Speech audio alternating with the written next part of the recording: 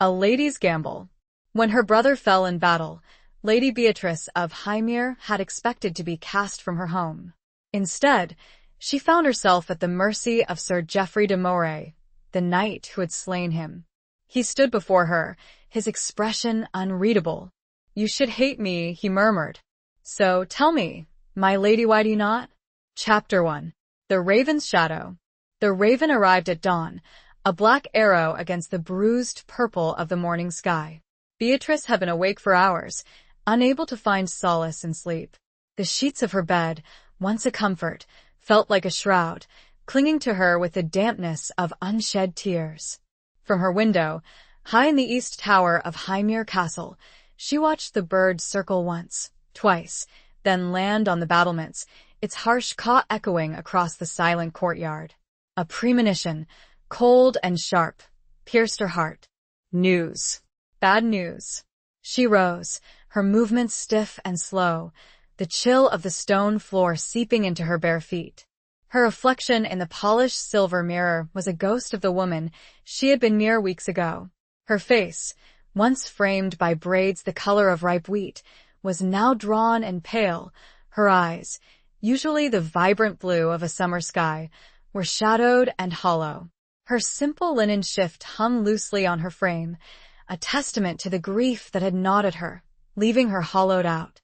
The raven's persistent cawing drew her back to the window. She knew, with a dreadful certainty, what the message it carried would contain. Her brother, Thomas, the Lord of Hymir, had ridden out 3 weeks past to join King Edward's forces against the rebellious Lord Mortimer. He had left with a smile and a promise to return victorious, his blue eyes shining with the light of youthful confidence. Beatrice had clung to that image, to that promise, through the long, anxious days that followed. A knock, hesitant and soft, came at her door. "My lady?" It was Alara, her maid, her voice trembling with barely suppressed fear. Alara had been with Beatrice since childhood, a constant presence, a sister in all but blood. Beatrice turned from the window, the raven's shadow a dark stain on the stone. "Come in, Alara." Alara entered, her gaze downcast, her hands clasped tightly in front of her. She held a small, rolled parchment, sealed with the broken crest of Hymir. The sight of it sent a fresh wave of pain through Beatrice. "It was done, then." The unspoken fear, the lingering hope, all shattered. "A messenger, my lady," Alara whispered, her voice choked with emotion. He brought this." Beatrice took the parchment, her fingers trembling so violently she almost dropped it. The broken seal, the familiar wax, seemed to mock her. She broke what remained of it, her nail catching on the rough edge, drawing a thin line of blood. A fitting symbol, she thought, of the wound that was about to be ripped open in her heart.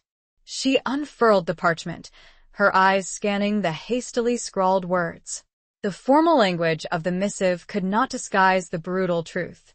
Killed in battle valiant Lord Mortimer's forces, Sir Geoffrey de Moray. The words swam before her eyes, blurring into a meaningless jumble. Her brother was dead, slain by a knight named Geoffrey de Moray. The room spun. Beatrice gripped the edge of the window embrasure, her knuckles white against the cold stone. The raven cawed again, a triumphant, mocking sound. She wanted to scream, to rage against the unfairness of it all, but the sound died in her throat, a strangled sob. Alara rushed to her side, her arms wrapping around Beatrice in a fierce embrace. "My lady," oh, my lady. Beatrice leaned into Alara's warmth, drawing strength from the familiar comfort. But even Alara's love could not fill the void that had opened up within her. Thomas, her protector, her confidant, the one constant in her life, was gone. The parchment slipped from her numb fingers, falling to the floor like a fallen leaf. The details of the battle, the names of the fallen, the location of Thomas's body, none of it mattered. All that remained was the agonizing reality of his absence. Hours passed in a blur of grief and despair. Beatrice sat by the window, staring out at the rolling hills and forests that surrounded Hymir, the landscape she had shared with Thomas since childhood. The beauty of it, once a source of joy, now felt like a cruel reminder of what she had lost. As the day wore on, a new fear began to creep into her heart. What would become of her? Of Hymir? With Thomas gone, the castle and its lands were vulnerable. She was a woman alone, unmarried, in a world ruled by men and their swords. Her uncle, a cruel and ambitious man, would likely try to seize control, marrying her off to some aging, power-hungry lord to secure his own position. The thought filled her with a cold dread. She had always known that marriage was her duty, a necessary alliance to protect Hymir, but the thought of being forced into a union with a stranger, a man who might treat her as nothing more than a pawn in his political games, was unbearable. Late in the afternoon, another messenger arrived, this one bearing the colors of Lord Mortimer. He was a grim-faced man, his armor dusty and battle-worn. He stood before Beatrice in the great hall, the very place where she had last seen her brother alive, and delivered his message with a chilling formality. "Lady Beatrice of Hymir," he announced, his voice echoing through the cavernous hall, "Lord Mortimer sends his condolences on the death of your brother. He acknowledges your loss and offers his protection." Protection. The word hung in the air, heavy with unspoken meaning. Beatrice knew what it meant. It meant submission. It meant becoming a ward of Lord Mortimer, a prize to be awarded to one of his loyal followers. She straightened her shoulders, summoning the last vestiges of her pride. "I thank Lord Mortimer for his concern," she replied, her voice surprisingly steady. "But Hymir has always been loyal to the king. I will not betray that loyalty now." The messenger's eyes narrowed. "Lord Mortimer is a powerful man, my lady. It would be unwise to refuse his offer." "I am not afraid of Lord Mortimer," Beatrice lied, her heart pounding against her ribs. "And I am not a child to be bartered away. I will decide the fate of Hymir." The messenger bowed, his expression unreadable. "As you wish, my lady. But I must warn you, Lord Mortimer is not a man to be trifled with. He expects your cooperation. He will send his representative to discuss the terms of your protection tomorrow." He turned and left, his armored footsteps echoing through the hall. Beatrice watched him go, her body trembling with a mixture of fear and defiance. She was trapped, cornered, but she would not surrender. She would not let Thomas's death be in vain. She would fight for Hymir, for her freedom, for the memory of her brother. As darkness fell, casting long shadows across the hall, Beatrice found herself drawn to the chapel. The small, candlelit space had always been a refuge, a place of peace and contemplation. She lit a candle for Thomas, the flickering flame a symbol of his enduring spirit. She knelt before the altar, her head bowed, her hands clasped tightly in prayer. But the words would not come. Her grief was too raw, too overwhelming. Instead, she simply sat there, in the silence of the chapel, letting the tears flow freely. A sound, a soft rustling, made her look up. Standing in the doorway, silhouetted against the flickering candlelight, was a figure. Tall, broad-shouldered, clad in armor. A knight. He stepped into the chapel, his movements slow and deliberate. As he drew closer, Beatrice could see his face, illuminated by the candlelight. It was a face etched with weariness, with sorrow, with a hint of something else, something she could not quite decipher. He stopped a few feet away from her, his gaze meeting hers. His eyes, she saw, were not the cold, cruel eyes of a conqueror. They were the color of the stormy sea, and they held a depth of emotion that surprised her. "Lady Beatrice," he said, his voice low and resonant, a voice that seemed to vibrate through the very stones of the chapel. "I am Sir Geoffrey de Moray." The name of the man who had killed her brother. The name that had haunted her nightmares for the past few weeks. A surge of anger, hot and fierce, coursed through her. She wanted to scream at him, to curse him, to strike him. But she did none of those things. She simply looked at him, her gaze unwavering, her expression a mask of controlled grief. He stood before her, his expression unreadable. "You should hate me," he murmured. "So tell me, my lady, why do you not?" Chapter 2. A Knight's Burden. The silence stretched, thick and heavy, punctuated only by the crackling of the candles and the distant howl of the wind that rattled the stained glass windows of the chapel. Beatrice stared at Sir Geoffrey de Moray, the man who had taken her brother's life, the man who now stood before her, seemingly awaiting her judgment. He was taller than she had imagined, his presence filling the small chapel, making it feel even more confined. His armor, though bearing the marks of recent battle, was meticulously clean, reflecting the candlelight in dull glimmers. Beneath the steel, she could sense a weariness that mirrored her own, a weight that seemed to press down on him. Her initial surge of anger had subsided, replaced by a strange, unsettling calm. She should hate him. Every fiber of her being should be screaming for vengeance. Yet, looking into his eyes, those stormy gray eyes that seemed to hold the weight of the world, she felt nothing. Or perhaps not nothing, but a complex tapestry of emotions she couldn't yet unravel. Grief, yes, and a profound sense of loss, but also a flicker of curiosity. Why? She finally asked, her voice a mere whisper, echoing in the stillness. Why are you here? Lord Mortimer sent you, did he not? To ensure my cooperation? Geoffrey de Moray flinched, almost imperceptibly, as if her words had struck a physical blow. He lowered his gaze, studying the worn stone floor of the chapel. Lord Mortimer did send me, he admitted, his voice rough, devoid of the arrogance she had expected. But not for the reasons you might think. He raised his head again, meeting her gaze with an intensity that made her breath catch in her throat. I came to offer my condolences, and to ask for your forgiveness. Forgiveness. The word hung in the air, a fragile, impossible thing. Could she forgive the man who had taken her brother's life? Could she even contemplate such a thing? Forgiveness? She echoed, the word tasting like ash in her mouth. You killed my brother. You took him from me, from Hymir. And you ask for forgiveness? He did not flinch this time. He met her accusing gaze unflinchingly. I did, he acknowledged, his voice heavy with regret. And I will bear the weight of that deed for the rest of my life. But I did not seek his death. It was battle. A chaotic, brutal thing. We fought, he fell. It was my duty. Duty. Another word that seemed to carry a world of unspoken meaning. Beatrice knew about duty. She had lived with it all her life. The duty to her family, to her people, to Hymir. But could duty ever justify the taking of a life? Duty, she repeated, her voice laced with bitterness. And what of my duty? My duty to avenge my brother's death? A flicker of something pain crossed Geoffrey's face. That is your right, my lady, he said quietly. And I would not deny you that right. But I would ask you to consider another path. Another path? What other path could there possibly be? Beatrice was lost, adrift in a sea of grief and uncertainty.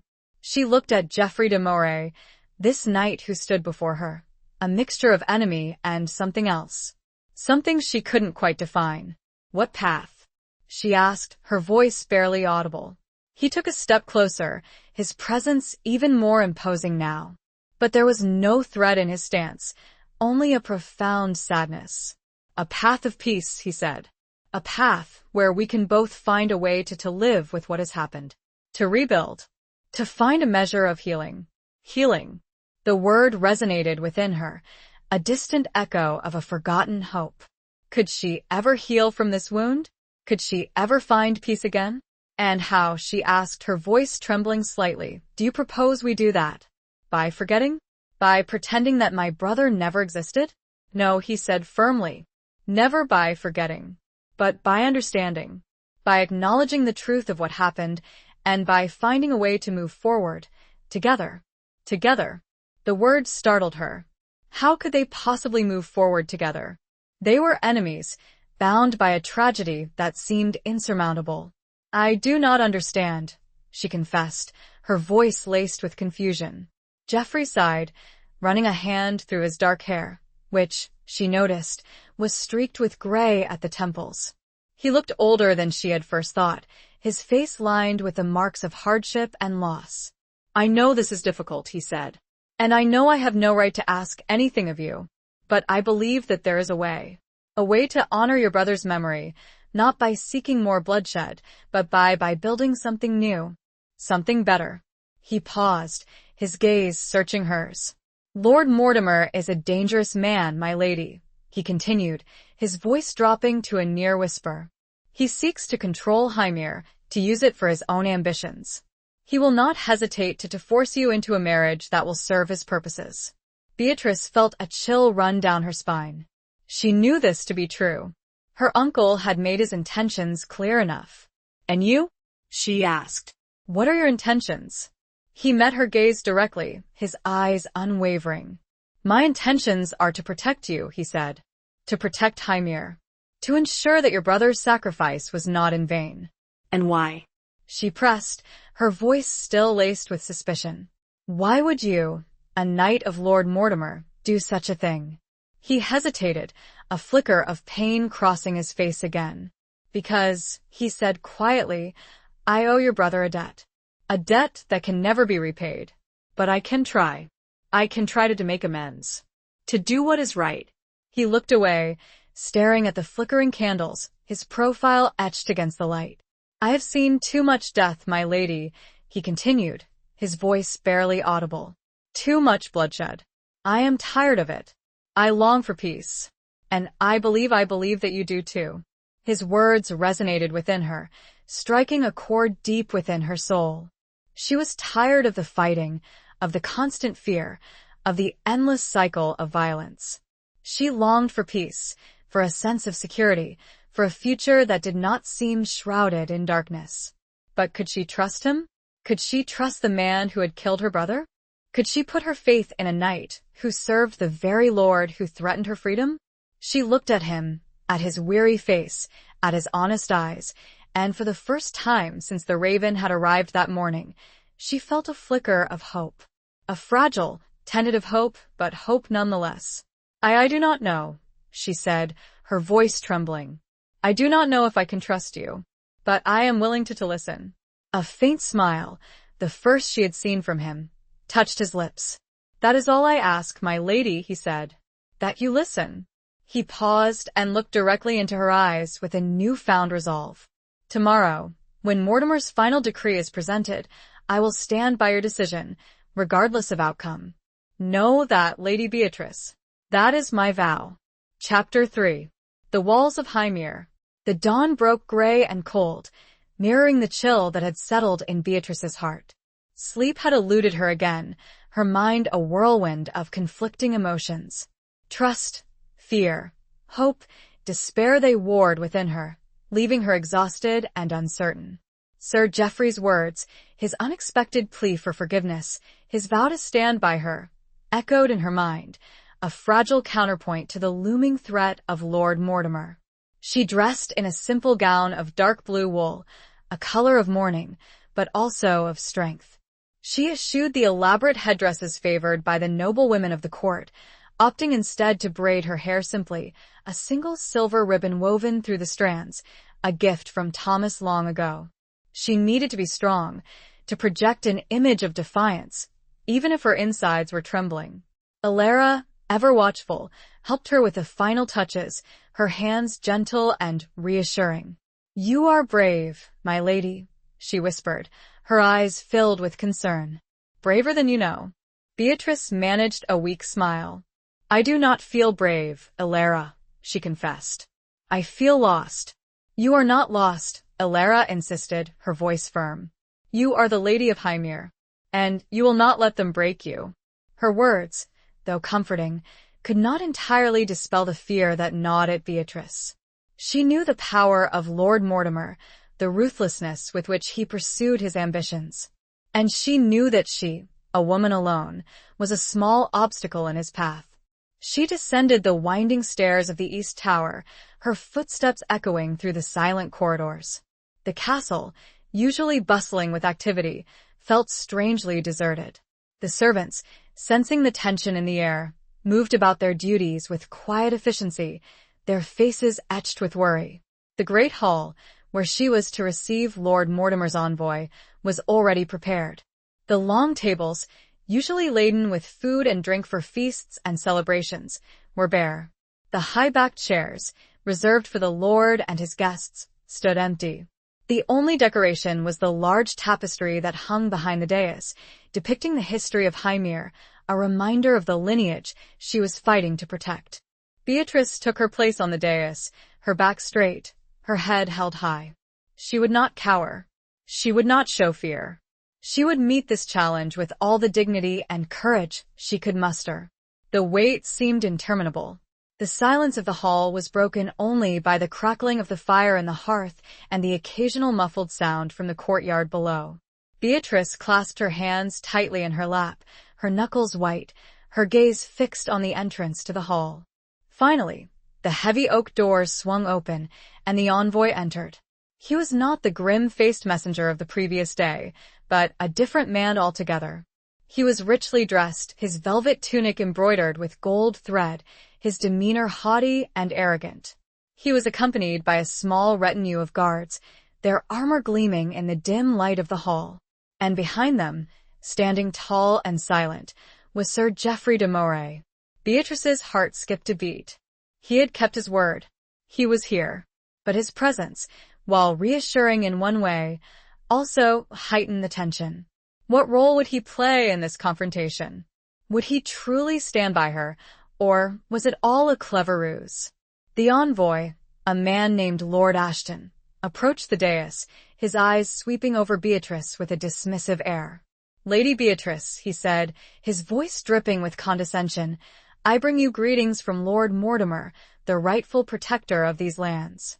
Beatrice met his gaze unflinchingly. "Hymir needs no protector," she replied, her voice clear and steady.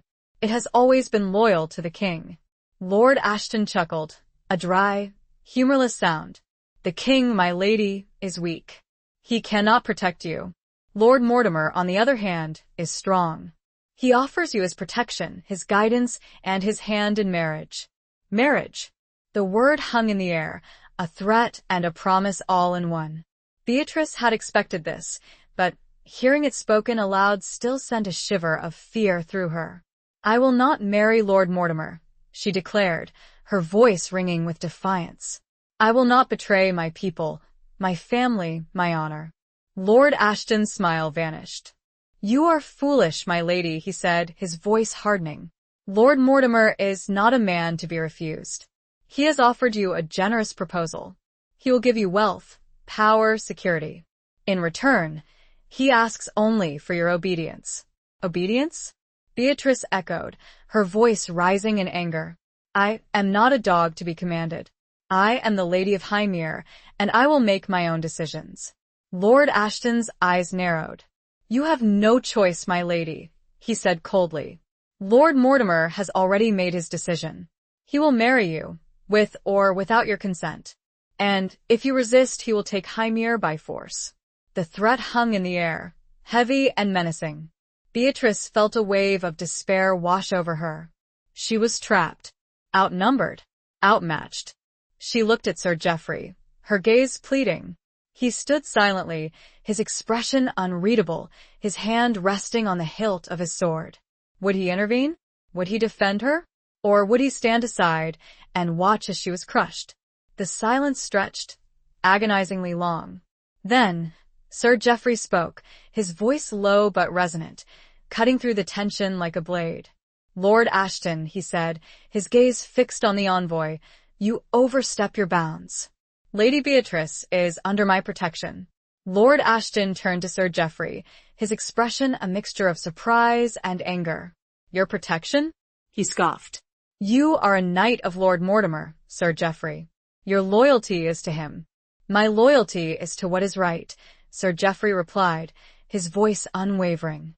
"And I will not stand by and watch as Lady Beatrice is forced into a marriage against her will." A murmur ran through the hall. The guards shifted uneasily, their hands moving to their swords. The tension was palpable, the air thick with the threat of violence. Lord Ashton glared at Sir Geoffrey, his face contorted with rage. "You dare to defy Lord Mortimer?" he hissed. "You will pay for this treachery." Sir Geoffrey did not flinch. "I am prepared to face the consequences," he said calmly. "But I will not betray my oath. I have sworn to protect Lady Beatrice, And I will do so, even if it means defying Lord Mortimer himself. Beatrice stared at Sir Geoffrey, her heart pounding in her chest. He had done it. He had defied Lord Mortimer, publicly, openly, risking everything to protect her. A surge of gratitude, of admiration, of something she couldn't quite name, washed over her. Lord Ashton, realizing that he was outmatched, at least for the moment, backed down. "This is not over, Sir Geoffrey," he snarled. "Lord Mortimer will hear of this, and you will both regret your defiance." He turned and stormed out of the hall, his retinue following close behind. The heavy oak doors slammed shut, the sound echoing through the silence. Beatrice let out a shaky breath, her legs feeling weak. She sank back onto the chair, her body trembling. She looked at Sir Geoffrey, her eyes filled with a mixture of relief and apprehension. "Thank you," she whispered, her voice barely audible. "You saved me." He met her gaze, his expression softening. "I only did what I promised," he said quietly. "But this is only the beginning, my lady. Lord Mortimer will not give up easily." He was right. The battle was far from over. But for the first time in days, Beatrice felt a glimmer of hope. She was not alone. She had an ally, a protector, a knight who had chosen to stand by her side. And that, she realized, made all the difference. The real struggle, defending her heart, was ahead. Chapter 4.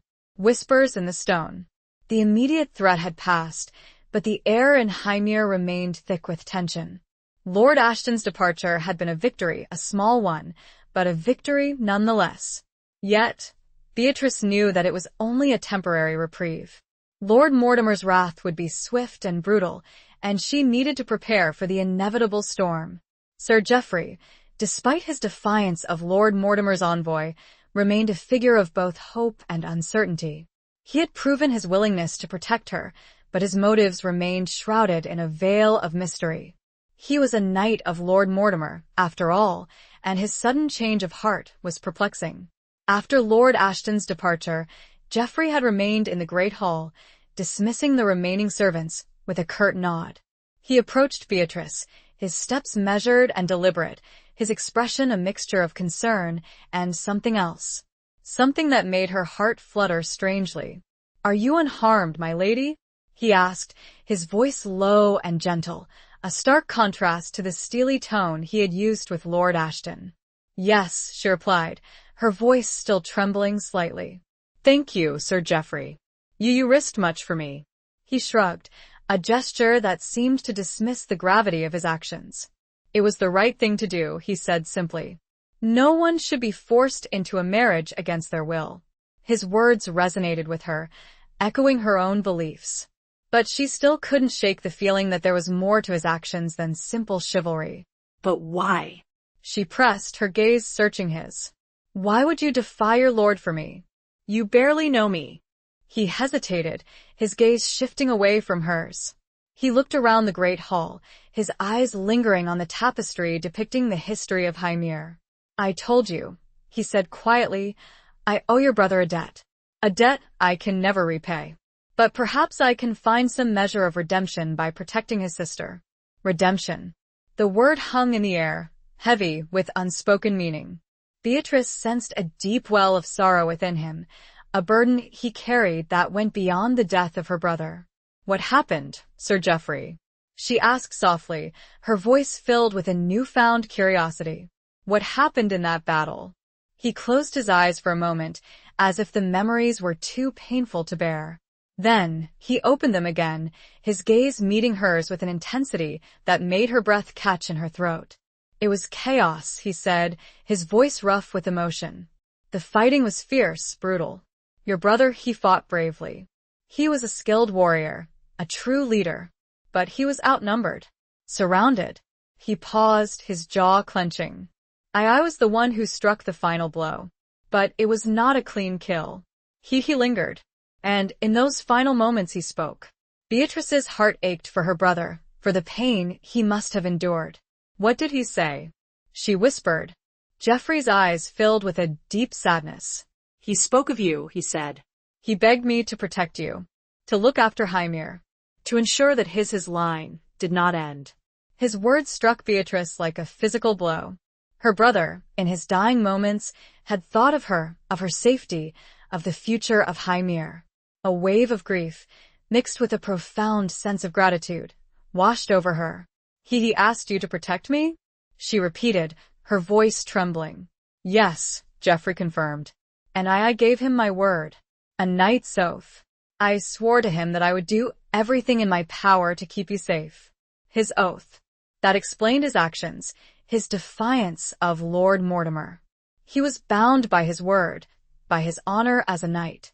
But was that all there was to it?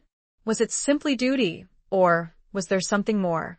She looked at him, at his weary face, at his honest eyes, and she saw a flicker of something beyond duty. A flicker of compassion? Of regret? I understand, she said, her voice barely audible. Thank you, Sir Geoffrey, for honoring your oath, for being here. He smiled, a faint, fleeting smile that transformed his face, making him look younger, less burdened.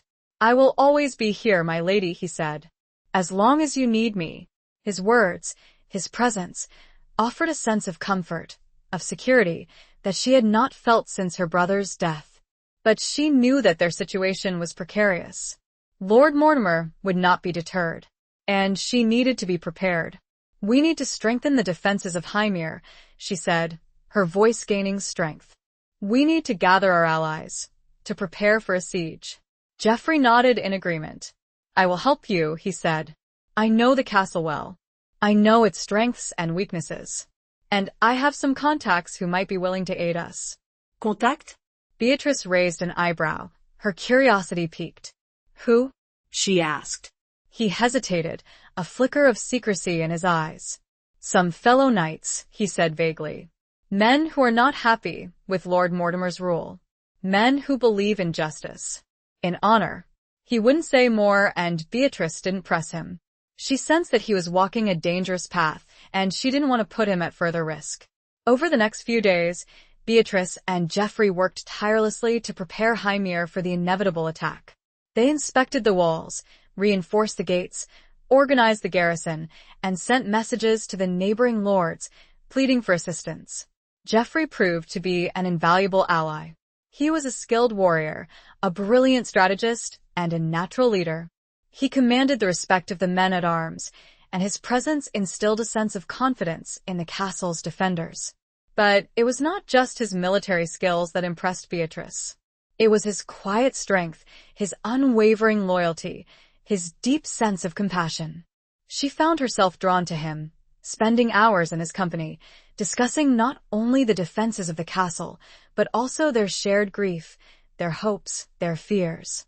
She learned more about his past, about the battles he had fought, the losses he had endured, the burden of guilt he carried. She saw the scars, both visible and invisible, that marked him, and she felt a growing sense of empathy, of understanding. He, in turn, learned more about her love for Hymir, her devotion to her people, her fierce determination to protect her family's legacy. He saw her strength, her resilience, her unwavering spirit, and he felt a growing sense of admiration, of respect, of something more. As they worked side by side, a bond formed between them, a bond forged in shared adversity, in mutual respect, in a growing sense of connection. They were still wary, still cautious, but the walls between them were slowly crumbling, replaced by a fragile, tentative trust. One evening, as they stood on the battlements, watching the sun set over the rolling hills, Beatrice turned to Geoffrey, her heart filled with a mixture of gratitude and something else. Thank you, Sir Geoffrey, she said softly, her voice barely audible above the whisper of the wind. For everything. He met her gaze, his eyes reflecting the golden light of the setting sun. There is no need for thanks, my lady, he said quietly. I am simply doing what is right. But Beatrice knew it was more than that. She saw it in his eyes, heard it in his voice, felt it in the way he looked at her. It was more than duty. It was more than honor. It was something deeper, something that both frightened and exhilarated her. As the first stars began to appear in the darkening sky, Beatrice knew that the battle for Hymir was not just about defending the castle walls. It was about defending her heart. And she had a feeling that that battle would be the most difficult one of all. The secrets they both held could shatter everything. Chapter 5. The Price of Honor. The days that followed were a blur of activity, a frantic race against time. Beatrice and Geoffrey worked tirelessly, strengthening the defenses of Hymir, preparing for the inevitable assault. The castle, once a place of peace and tranquility, had transformed into a fortress, bristling with weapons and manned by determined soldiers. But despite the outward preparations, an undercurrent of tension ran through Hymir. The whispers of Lord Mortimer's impending wrath had reached every corner of the castle, and fear gnawed at the hearts of its inhabitants. They knew that they were facing a powerful enemy, an enemy who would show no mercy. Beatrice, despite her outward show of strength, felt the weight of responsibility pressing down on her. She was the Lady of Hymir, and the lives of her people depended on her decisions. She had to be strong, resolute, unwavering. But beneath the surface, she was plagued by doubt and fear. Geoffrey, ever watchful, sensed her inner turmoil. He offered her his support, his guidance, his unwavering presence. He was her rock, her anchor in the storm. But even his strength could not entirely dispel the darkness that threatened to engulf her. One evening, as they sat together in the small solar that served as Beatrice's private chamber, she confessed her fears to him. "I am afraid, Geoffrey," she admitted, her voice trembling slightly. "Afraid of what will happen. Afraid of failing my people." He reached out and took her hand, his touch gentle and reassuring. His hand, calloused from years of wielding a sword, felt surprisingly warm and comforting against hers. "You will not fail, Beatrice," he said, his voice firm and confident. "You are strong, braver than you know. And you are not alone. I am here, with you, every step of the way." His words, his touch, sent a wave of warmth through her. She looked into his eyes, those stormy gray eyes that seemed to see straight into her soul, and she felt a flicker of hope. "But what if we cannot withstand the siege?" she asked, her voice barely audible. "What if Lord Mortimer overwhelms us?" He squeezed her hand gently. "Then we will face it together," he said. "We will fight to the very end. And even if we fall, we will fall with honor." Honor. The word echoed in the silence of the room. It was a word that had been used so often, so casually, in the context of war and battle. But now, in this intimate setting, it seemed to carry a deeper, more personal meaning. "What is honor, Geoffrey?" she asked, her voice filled with a sudden curiosity. "Is it simply dying for a cause? Is it following orders, even if they are unjust? Is it killing another man in battle?" He looked at her, his expression thoughtful. "Honor is a complex thing, Beatrice," he said. "It is not always easy to define. It is not always black and white. Sometimes it requires making difficult choices. Sometimes it requires sacrifice." He paused, his gaze shifting away from hers. He looked out the window, at the darkening sky, his profile etched against the fading light. "I have done things in my life, things I am not proud of," he confessed, his voice barely audible. "I have followed orders blindly. I have fought in battles that were questionable. I have taken lives." He turned back to her, his eyes filled with a deep sorrow. "But I have also learned that true honor is not about blindly following orders. It is about doing what is right, even when it is difficult. It is about protecting the innocent, even when it means risking your own life. It is about living with your conscience." His words resonated with her, striking a chord deep within her soul. She understood. She had also struggled with the concept of honor, with the conflicting demands of duty and conscience. "And what of love, Geoffrey?" she asked, her voice hesitant, almost shy. "Where does love fit into the equation of honor?" He looked at her, his eyes widening slightly, as if surprised by her question. He hesitated, his gaze searching hers. The question had come unbidden, a whisper from a part of herself she had thought long buried. A part that yearned for connection, for warmth, for something beyond the cold realities of duty and survival. He took a deep breath, his gaze never leaving hers. Love, he said, his voice low and husky, is perhaps the highest form of honor. To love someone, to protect them, to cherish them, to put their needs before your own, that is a noble thing. A sacred thing. His words hung in the air, charged with unspoken meaning. Beatrice felt her heart beating faster, her cheeks flushing with a warmth that had nothing to do with the fire in the hearth. She looked into his eyes, and she saw a reflection of her own feelings. A flicker of desire? Of longing? But what if that love is forbidden? She whispered, her voice barely audible. What if it goes against duty, against honor, against everything you have ever believed in? He reached out and gently cupped her face in his hand, his touch sending shivers down her spine. Then, he said, his voice rough with emotion, you must decide what is more important, your duty or your heart. His words, his touch, shattered the last vestiges of her resistance. She leaned into his hand, her eyes closing, her body trembling with a mixture of fear and anticipation. He lowered his head, his lips brushing against hers, a tentative, questioning touch. It was a brief, fleeting kiss, but it sent a jolt of electricity through her. She opened her eyes, her gaze meeting his. She saw the desire in his eyes, the longing, the love. But before either of them could speak, before they could explore the depths of this newfound emotion, a loud banging on the door shattered the intimate moment. My lady! It was Alara, her voice urgent, panicked. Soldiers. Lord Mortimer's soldiers. They are at the gates. The spell was broken. The reality of their situation came crashing down on them. The siege had begun. Beatrice pulled away from Geoffrey, her heart pounding in her chest. She straightened her shoulders, summoning the last vestiges of her composure. We must go, she said, her voice firm, despite the tremor in her hands. We must defend Hymir. Geoffrey nodded, his expression grim. He drew his sword, the steel gleaming in the dim light of the room. Together, he said, his voice resolute. We will face this together. And as they rushed out of the solar, towards the sounds of battle, Beatrice knew that the price of honor might be higher than she had ever imagined. It might cost her everything, including her heart.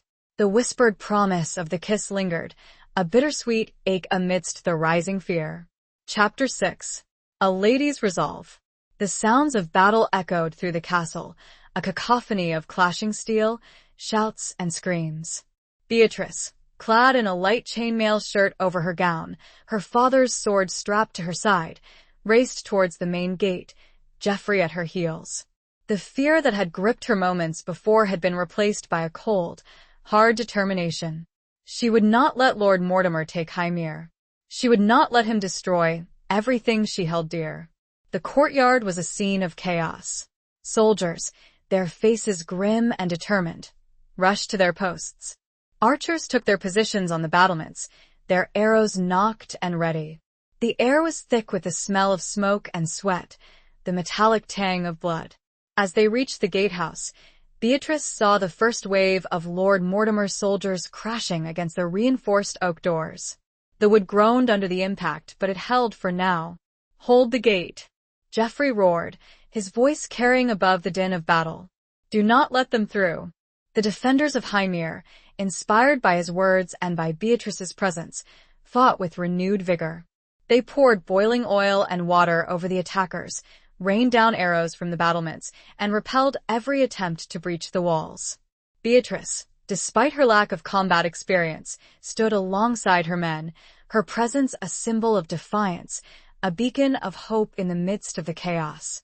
She drew her father's sword, the weight of it familiar and comforting in her hand. She might not be a warrior, but she would fight for her home, for her people, for her freedom.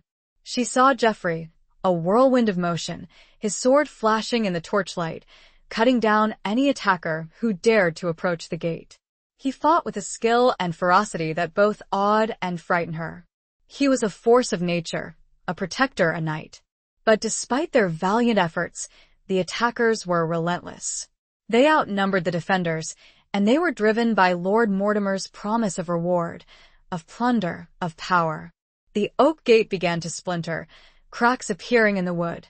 It was only a matter of time before it gave way. Beatrice felt a surge of despair. Was this the end? Would Hymir fall? Would she be forced to surrender, to marry Lord Mortimer, to lose everything? She looked at Geoffrey, his face covered in sweat and grime, his armor dented and stained with blood. He met her gaze, his eyes filled with a fierce determination. "We will not yield, Beatrice," he said, his voice hoarse but resolute. "We will fight to the last." His words, his unwavering belief in their cause, rekindled the fire within her. She would not give up. She would not surrender. She would fight alongside him until the very end. She raised her father's sword, her hand steady, her heart filled with a strange mixture of fear and exhilaration. "For Hymir," she cried, her voice ringing out across the courtyard. "For freedom." Her cry was taken up by the defenders, their voices echoing through the castle. They fought with renewed intensity, their spirits lifted by their lady's courage. But the tide of the battle was turning. The gate finally gave way, splintering into 1,000 pieces. Lord Mortimer's soldiers surged into the courtyard, their numbers overwhelming the defenders. Beatrice found herself face to face with a burly, grim-faced soldier, his sword raised, his eyes filled with a cold, predatory gleam. She parried his blow, the force of it jarring her arm. She stumbled back, her foot catching on a loose stone. She fell, her sword clattering to the ground. The soldier loomed over her, his sword poised for the killing blow. Beatrice closed her eyes, bracing herself for the inevitable. But the blow never came. She heard a roar, a clash of steel, and then silence. She opened her eyes, her vision blurred by tears. Standing over her, his sword dripping with blood, was Geoffrey. He had intercepted the soldier's attack, saving her life. He reached down and helped her to her feet, his hand gentle and reassuring. "Are you all right?" he asked, his voice filled with concern. "Yes," she replied, her voice trembling. "Thank you, Geoffrey." You saved me again. He smiled, a faint, fleeting smile that warmed her heart. "It is my duty," he said, his voice low and husky. "And my pleasure." But the battle was far from over. The courtyard was swarming with enemy soldiers, and the defenders were being pushed back, slowly but surely. Beatrice and Geoffrey fought side by side, their movements synchronized, their bodies working in perfect harmony. They were a formidable pair, a force to be reckoned with. But even their combined strength could not hold back the tide forever. They were surrounded, outnumbered, their situation growing more desperate by the minute. Suddenly, a horn blew, a loud, piercing sound that cut through the din of battle. The attackers hesitated, their advance faltering. Another horn blew, this time from behind them. Beatrice looked up, her heart pounding in her chest. Reinforcements. But whose? She saw the banners, the colors, the crests. Not Lord Mortimer's, but the king's. King Edward's forces had arrived. The tide of the battle had turned. The attackers, caught between the defenders of Hymir and the king's army, were routed. They fled in disarray, their dreams of conquest shattered. The siege was over. Hymir had been saved. Beatrice stood on the battlements, watching the retreating enemy soldiers, her body aching, her spirit soaring. She had done it. She had defended her home, her people, her freedom. She turned to Geoffrey, his face streaked with grime and blood, his armor battered and torn. He was smiling, a genuine, heartfelt smile that lit up his entire face. "We did it, Beatrice," he said, his voice filled with relief and joy. "We won." She smiled back, her heart overflowing with gratitude, with admiration, with love. "Yes," she replied, her voice barely audible. "We did." But as she looked at him, at the man who had stood by her side, who had fought for her, who had risked everything for her, she knew that the victory was not just about Hymir. It was about something more, something deeper, something that would change their lives forever. It was, perhaps, a turning point, but a fragile one. The future, for them both, remained unknown, the echoes of the battle still ringing in the stones. Chapter 7. beneath a steel sky. The immediate aftermath of the battle was a whirlwind of activity. The wounded needed tending, the dead needed burying, the castle needed repairing. Beatrice, despite her exhaustion, threw herself into the task, overseeing the care of her people, organizing the cleanup, and ensuring that Hymir was once again secure. The arrival of King Edward's forces had been a turning point, a miraculous intervention that had saved them from certain defeat. But it had also brought new complications. The king's representatives, while grateful for Hymir's resistance, were also wary of Sir Geoffrey's involvement. He was, after all, a knight of Lord Mortimer, a known rebel. His actions, while heroic, were also treasonous. Geoffrey, for his part, seemed unconcerned about the potential consequences. He had made his choice, he had defied his lord, and he was prepared to face whatever came next. He remained at Beatrice's side, offering his support, his guidance, his unwavering presence. As the days passed and the initial chaos subsided, Beatrice found herself increasingly drawn to Geoffrey. She spent hours in his company, discussing the future of Hymir, the challenges they faced, the rebuilding that needed to be done. But their conversations were not just about practical matters. They also talked about their lives, their hopes, their fears, their dreams. She learned more about his past, about his childhood, about the loss of his family, about the burden of guilt he carried for the deaths he had caused in battle. She saw the vulnerability beneath his stoic exterior, the deep well of sorrow that he tried so hard to conceal.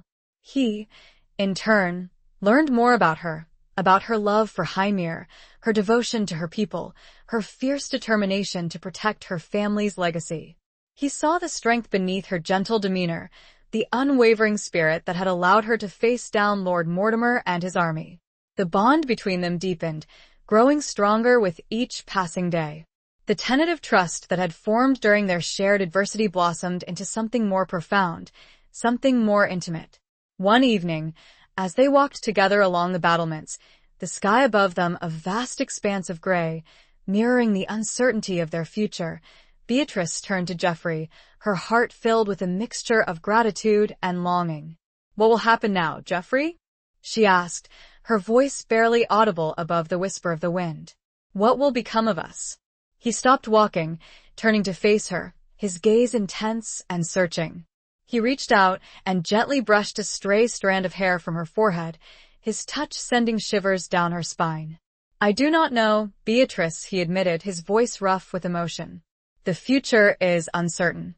But I know this, I will not leave you. I will stay by your side no matter what." His words, his unwavering commitment, warmed her heart. She leaned into his touch, her eyes closing, her body trembling with a mixture of fear and anticipation. "But what of your oath to Lord Mortimer?" she whispered. "You have betrayed him. You have risked everything for me." He smiled, a faint, bittersweet smile that touched his lips. "My oath to Lord Mortimer was a mistake," he said. "A misguided loyalty. My true oath is to you." His words, his confession, took her breath away. She opened her eyes, her gaze meeting his. She saw the truth in his eyes, the honesty, the love. "And what of the king?" she asked, her voice trembling slightly. "He will not look kindly on your actions. You could be imprisoned, executed." He shrugged, a gesture that seemed to dismiss the gravity of the situation. "I am prepared to face the consequences," he said. "I have no regrets. I would do it all again for you." His words, his unwavering devotion, overwhelmed her. Tears welled up in her eyes, tears of gratitude, of relief, of love. She reached out and touched his face, her fingers tracing the lines of his cheek, the curve of his jaw. "You are a good man, Geoffrey de Moray," she whispered. "A noble man." And as she hesitated, her voice catching in her throat. She wanted to confess her feelings, to tell him how much he meant to her, but the words seemed to catch in her throat. He saw the unspoken words in her eyes, the longing, the love. He lowered his head, his lips brushing against hers, a tentative, questioning touch.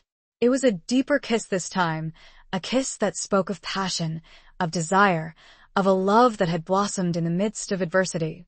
It was a kiss that sealed their fate, a kiss that bound them together, forever. But as they embraced, beneath the cold, steel-gray sky, a shadow fell across them. A figure emerged from the shadows of the battlements, a figure clad in the colors of the king. It was Sir Reginald, the captain of the king's guard, a stern, unyielding man known for his unwavering loyalty to the crown. "Sir Geoffrey de Moray," he said, his voice cold and formal, "you are under arrest. You are charged with treason against the king. You will come with me." The kiss was broken. The moment shattered. The reality of their situation came crashing down on them. Beatrice felt a surge of fear, of despair. She looked at Geoffrey, his face pale, his expression grim. He met her gaze, his eyes filled with a mixture of sadness and resignation. "Go with him, Geoffrey," she said, her voice trembling. I will find a way to help you. I promise." He nodded, his jaw clenching. He reached out and touched her hand, his touch lingering for a moment, a silent farewell. Then, he turned and walked away with Sir Reginald, his head held high, his shoulders squared, a knight facing his destiny. Beatrice watched him go, her heart breaking, her tears flowing freely. The steel sky above seemed to mock her, a reminder of the cold, hard reality of their world. The price of their love, it seemed, would be steep indeed. The future was now a storm, and she was alone in its center. Chapter 8.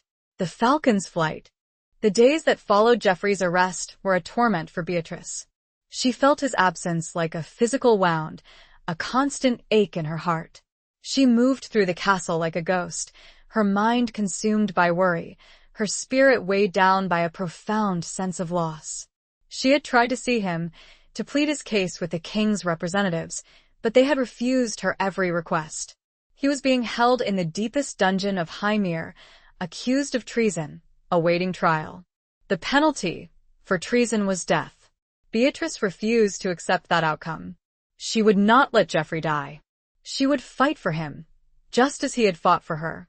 She would use every resource at her disposal, every ounce of her influence, to save him. She spent hours poring over legal documents, searching for loopholes, for precedents, for anything that might help his case. She consulted with the castle's elderly steward, a man wise in the ways of the law, seeking his advice, his guidance. She also sent messages to her allies, to the neighboring lords who had remained loyal to the king, begging them to intercede on Geoffrey's behalf. She knew that many of them admired Geoffrey, respected his courage and his integrity. Perhaps they could persuade the king to show mercy. But her efforts seemed futile. The king's representatives were unyielding, their minds set on making an example of Geoffrey. They saw him as a dangerous rebel, a threat to the stability of the realm. They were determined to punish him, to crush any hint of dissent. Beatrice felt herself sinking into despair. She was losing hope. She was running out of time. One evening, as she sat alone in her solar, staring out at the darkening sky, Alara entered, her face pale and anxious. "My lady," she said, her voice trembling, "there is a visitor. He insists on seeing you. He says it is urgent." Beatrice's heart skipped a beat. Who could it be? And what could be so urgent? She followed Alara down to the great hall, her steps hesitant, her mind filled with a mixture of apprehension and hope. Standing in the center of the hall, silhouetted against the flickering torchlight, was a figure she did not recognize. He was tall and slender, dressed in a simple, nondescript tunic, his face hidden in the shadows of a hooded cloak. As she drew closer, the figure turned, and the hood fell back, revealing his face. It was not a face she knew, but there was something familiar about it. The eyes, the shape of the jaw, the curve of the mouth. She stammered, her voice barely audible.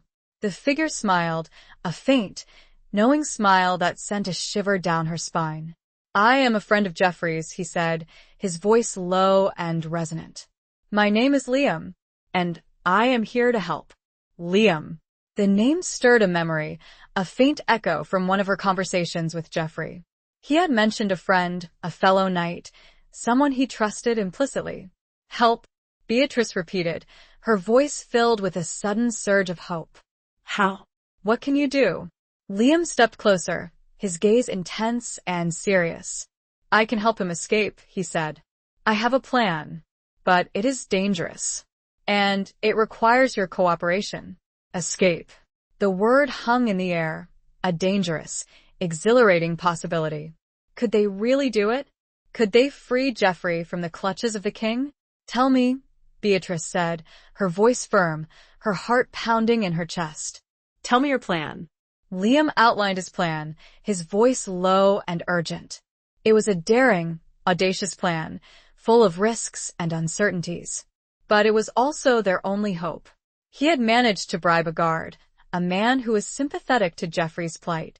The guard would provide a key to Geoffrey's cell and would look the other way while they made their escape. Liam had also arranged for horses to be waiting outside the castle walls and a safe passage to a nearby monastery where Geoffrey could find refuge. The plan was to be executed that very night, under the cover of darkness. Beatrice listened intently, her mind racing. It was a dangerous gamble, a desperate attempt. But she was willing to risk everything for Geoffrey. "I will do it," she said, her voice resolute. "I will help you." Liam smiled, a genuine, heartfelt smile that lit up his face. "I knew I could count on you, my lady," he said. "Geoffrey was right about you. You are a true falcon. Brave, loyal, and unwavering." Falcon, it was Geoffrey's pet name for her. The hours that followed were a blur of nervous anticipation. Beatrice and Liam made their final preparations, gathering supplies, checking the escape route, ensuring that everything was in place. As darkness fell, they crept through the silent corridors of the castle, their hearts pounding in their chests. They reached the dungeon, the air cold and damp, the silence broken only by the occasional drip of water. The bribed guard, his face pale and anxious, handed Liam the key to Geoffrey's cell. He whispered a warning, his voice trembling. "Be quick," he said. "And be careful. If you are caught, it will mean death for all of you." Liam nodded, his expression grim. He unlocked the cell door, and they slipped inside. Geoffrey was lying on a straw pallet, his face pale and drawn, his body weakened by his imprisonment. But his eyes, when he saw Beatrice, lit up with a flicker of hope. "Beatrice," he whispered, his voice hoarse. You came." She rushed to his side, kneeling beside him, taking his hand in hers. His hand was cold, but his grip was surprisingly strong. "I would never abandon you, Geoffrey," she said, her voice choked with emotion. "We are here to free you." He looked at Liam, his eyes questioning. "This is Liam," Beatrice explained. "Your friend. He has a plan." Geoffrey smiled, a faint, grateful smile. "Liam," he said, his voice weak but filled with relief. "I knew you would not fail me." They helped Geoffrey to his feet, his body stiff and sore. He leaned on Beatrice for support, his weight surprisingly heavy. Together, they made their way out of the cell, out of the dungeon, and out of the castle, following Liam's lead. They moved like shadows, silent and swift, avoiding the guards, slipping through the darkness. They reached the stables, where the horses were waiting, saddled and ready. They mounted quickly and rode out into the night, the cold wind whipping at their faces. They rode for hours, putting as much distance as possible between themselves and Hymir. The danger was far from over, but for the moment, they were free. As the first rays of dawn touched the horizon, painting the sky with hues of pink and gold, Beatrice looked at Geoffrey, his face still pale, but his eyes filled with a newfound hope. "We did it," she whispered, her voice filled with relief and joy. "We escaped." He smiled, a genuine, heartfelt smile that warmed her heart. "Yes," he said. "We did. Thanks to you and to Liam." He looked ahead, his gaze fixed on the horizon. "The monastery," he said. "It is not far now." But safety was only the start. Their flight was merely the first part of their journey.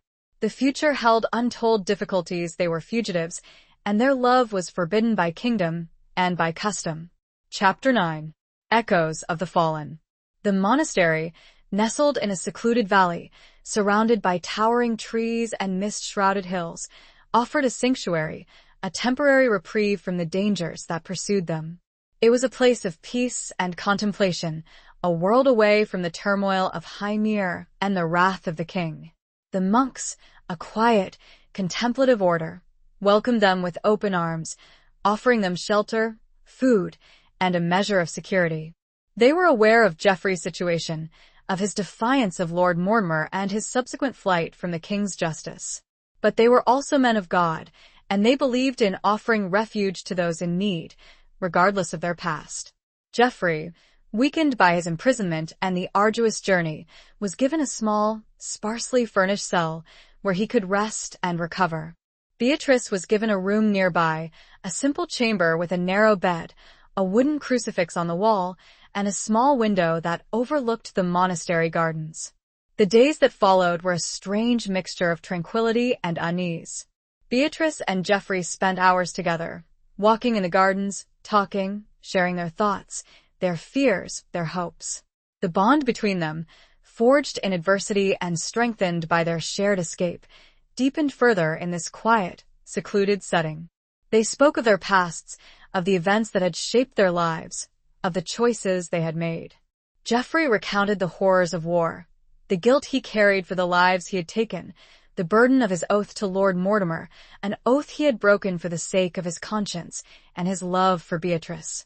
Beatrice, in turn, spoke of her childhood, of her love for Hymir, of her devotion to her brother, of the fear she had felt when she had learned of his death, of the determination that had driven her to resist Lord Mortimer's tyranny. They also spoke of the future, of the uncertain path that lay ahead of them. They were fugitives, outlaws, with a price on their heads. They could never return to Hymir, not while Lord Mortimer lived and King Edward remained on the throne. But despite the dangers, despite the uncertainties, they found solace in each other's company. They had found love in the midst of chaos, a love that had blossomed against all odds.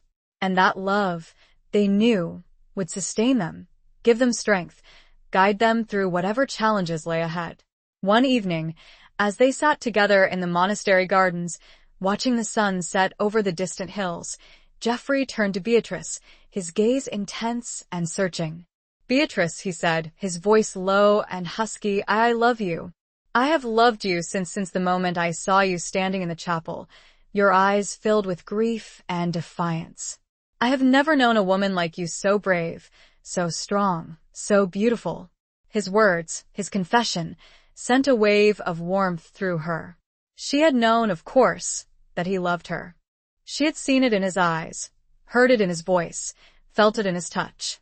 But to hear the words spoken aloud, in this peaceful setting, filled her with a joy she had never thought possible. "And I love you, Geoffrey," she replied, her voice trembling slightly. "I have loved you since you defied Lord Mortimer to protect me. Since you risked everything for me. I have never known a man like you, so noble, so honorable, so kind." He reached out and took her hand, his touch gentle and reassuring. His hand, calloused from years of wielding a sword, felt surprisingly warm and comforting against hers. "But what of our future?" she asked, her voice barely audible. "What will become of us? We cannot stay here forever." He squeezed her hand gently. "I know," he said. "We will have to leave eventually. But for now, let us just enjoy this moment. This peace. This sanctuary." They sat in silence for a while, their hands clasped together, their hearts filled with a bittersweet mixture of joy and sorrow. The future was uncertain, but for now, they had each other. And that was enough. But their peace was not to last. One morning, a young monk, his face pale and anxious, came to Beatrice's room. "My lady," he said, his voice trembling, "there are soldiers at the gate. They're searching for a fugitive, a knight named Geoffrey de Moray." Beatrice's heart sank. They had been found. The king's forces had tracked them down. She rushed to Geoffrey's cell, her mind racing. He was still weak, still recovering. He could not fight. He could not escape. "They are here, Geoffrey," she said, her voice filled with despair. "The king's soldiers. They're searching for you." He looked at her, his eyes filled with a mixture of sadness and resignation. "I knew this day would come," he said quietly. "I am ready." "No," Beatrice insisted, her voice rising in panic. We cannot let them take you. We must hide you. But where? The monastery was small. The soldiers were thorough. There was nowhere to hide. Suddenly, an idea struck her. A desperate, dangerous idea. But it was their only hope. The crypt, she said. The old crypt beneath the chapel. It is hidden, forgotten. No one goes there anymore. Geoffrey hesitated. It is a sacred place, he said. A place of the dead. It is also a place of refuge, Beatrice insisted. It is our only chance. They had no time to argue. The sounds of the soldiers searching the monastery were growing closer. Beatrice led Geoffrey down a narrow, winding staircase, hidden behind a secret panel in the chapel. They descended into the darkness, the air cold and damp, the silence broken only by their own ragged breaths. They reached the crypt, a vast, underground chamber filled with ancient tombs, the resting place of generations of monks. The air was thick with the smell of dust and decay, the silence heavy with the weight of centuries. Beatrice found a hidden alcove behind a large sarcophagus where Geoffrey could conceal himself. It was a cramped, uncomfortable space, but it was the best she could offer. "Stay here," she whispered, her voice trembling. "Do not make a sound. I will try to distract them." He nodded, his eyes filled with a mixture of gratitude and fear. She kissed him, a quick, desperate kiss, and then she turned and left, closing the secret panel behind her. She returned to the chapel, her heart pounding in her chest. The soldiers were already there, searching the altar, the pews, the confessional. The captain of the guard, a stern, unyielding man, approached her. "My lady," he said, his voice cold and formal, "we are searching for a fugitive. A knight named Geoffrey de Moray. Have you seen him?" Beatrice met his gaze unflinchingly, summoning all her courage, all her acting skills. "I have not seen him," she lied, her voice steady, despite the tremor in her hands. "I do not know who you are talking about." The captain was not convinced. He searched her face, his eyes narrowed, suspicious. "We have information that he is hiding here," he said. "In this monastery. We will search every room, every corner, until we find him." Beatrice stood her ground, her expression defiant. "You are welcome to search," she said, "but you will find nothing. This is a holy place, a place of peace. We do not harbor fugitives." The captain, after a long, tense moment, seemed to reluctantly accept her words. He ordered his men to continue the search, but his heart did not seem to be in it. They searched the monastery for hours, but they found nothing. Geoffrey remained hidden in the crypt, his presence undetected. Finally, as dusk began to fall, the captain gave the order to leave. The soldiers departed, their mission a failure. Beatrice waited until they were gone, until the sounds of their horses had faded into the distance. Then, she returned to the crypt, her heart filled with a mixture of relief and trepidation. She opened the secret panel, and Geoffrey emerged from the alcove, his face pale and drawn, his body stiff and sore. "They are gone," she said, her voice barely audible. "We are safe. For now." He looked at her, his eyes filled with a profound gratitude. "You saved me," he said, his voice rough with emotion. Again, she smiled, a weak, weary smile. "We saved each other," she said. But as they embraced, in the cold, silent darkness of the crypt, surrounded by the echoes of the fallen, they knew that their sanctuary was temporary. The danger was still out there, lurking in the shadows. And they would have to face it together. The weight of the past, however, and the secrets it held, still threatened to bury them both. Chapter 10. The Serpent's Kiss. Their respite at the monastery, though brief, had allowed Geoffrey to regain some of his strength. The close call with the king's soldiers, however, served as a stark reminder of their precarious situation. They were fugitives, hunted, with nowhere truly safe to go.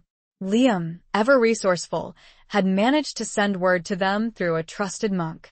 He had found a potential haven, a remote coastal village, far from the king's reach, where they could blend in, disappear, at least for a while.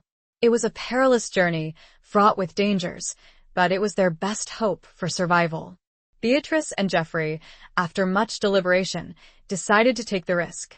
They could not stay at the monastery indefinitely, endangering the monks who had sheltered them. They had to move on, to find a new life, a new beginning. They left the monastery under the cover of darkness, disguised as pilgrims, their faces hidden beneath hooded cloaks. They traveled on foot, avoiding the main roads, sticking to the less traveled paths, their journey slow and arduous. The landscape was harsh and unforgiving, the weather unpredictable. They faced hunger, thirst, exhaustion, and the constant fear of discovery. But they persevered, driven by their love for each other, their determination to survive. One evening, as they were making camp in a dense forest, a storm broke. The wind howled through the trees, the rain lashed down, and the thunder echoed through the valleys.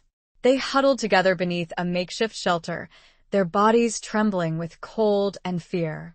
"I am afraid, Geoffrey," Beatrice confessed, her voice barely audible above the roar of the storm. "Afraid of what the future holds. Afraid of being caught." He held her close, his arms wrapping around her, offering warmth and comfort. "We will face it together, Beatrice," he said, his voice firm and reassuring. "We will survive. We must." His words, his presence, gave her strength. She leaned into his embrace, her heart filled with a mixture of love and gratitude. As the storm raged outside, they talked, sharing their hopes, their dreams, their fears. They spoke of a future where they could live in peace, free from persecution, free from the shadows of the past. A future where they could build a new life together, a life based on love, on trust, on honesty. But even in this intimate moment, a shadow of doubt lingered in Beatrice's mind. There were still secrets between them, unspoken truths that threatened to shatter their fragile happiness. She knew that Geoffrey carried a burden of guilt for the deaths he had caused in battle, for his past loyalty to Lord Mortimer. But she also sensed that there was something more, something he was not telling her. Something that haunted him, that kept him awake at night. And she, too, had a secret she had guarded closely for years, a secret that could destroy everything they had built together. The time had come to reveal the truth, to confess their deepest fears, their darkest secrets. "Geoffrey," she said, her voice hesitant, almost shy, "there is something I need to tell you. Something I should have told you long ago." He looked at her, his eyes questioning, concerned. "What is it, Beatrice?" he asked. "What is troubling you?" She took a deep breath, her heart pounding in her chest. It was time. She could no longer bear the weight of her secret. Before my brother died," she began, her voice trembling slightly, he arranged a marriage for me. A betrothal. To Lord Ashton." Geoffrey's eyes widened in surprise, his expression a mixture of shock and disbelief. "Lord Ashton?" he repeated, his voice barely audible. "But he is Lord Mortimer's man. Your enemy." "Yes," Beatrice confirmed, her voice filled with shame. "It was a political alliance. A way to secure Hymir's future. But I never wanted it. I never loved him. And this betrothal, is it still binding?" Geoffrey asked, his voice hesitant, his eyes searching hers. Beatrice hesitated. This was the most difficult part, the part that could shatter everything. "Technically, yes," she admitted, her voice barely a whisper. Unless I can prove that it was made under duress. Or unless Lord Ashton releases me from it." A heavy silence fell between them, broken only by the sound of the storm raging outside. Geoffrey looked at her, his expression unreadable, his thoughts hidden behind a mask of stoicism. "And you never told me this?" he asked, his voice low, filled with a hint of hurt. "I was afraid," Beatrice confessed, her tears flowing freely now. "Afraid of how you would react. Afraid of losing you." He reached out and gently wiped away her tears, his touch tender and reassuring. "You should have trusted me, Beatrice," he said. "I would never have judged you. I would never have abandoned you."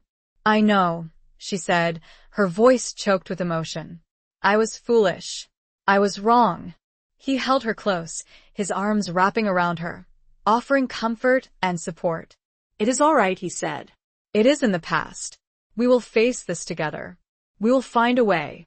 But even as he spoke those words, Beatrice sensed a shift in him, a subtle withdrawal.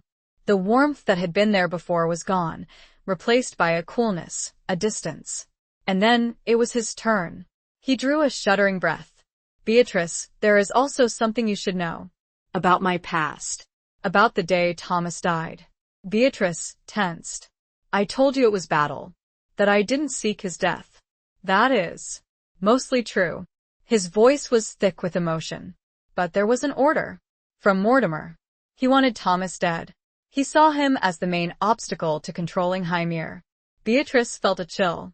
I could have refused. I could have found a way to spare him. But I didn't. I followed the order. Even though I knew it was wrong. He swallowed hard. And it was worse than that. Mortimer promised me, if I succeeded, he would ensure you were given to me. As a reward. The words were like a physical blow. Beatrice recoiled, her heart turning to ice. The man she loved had loved her brother's killer all along. And his murderer's motivation was to possess her. You killed him. For me? Her voice was a bare whisper, filled with horror and disbelief. No. Geoffrey said quickly, desperately. Not for you. For Mortimer. For my own misguided ambition.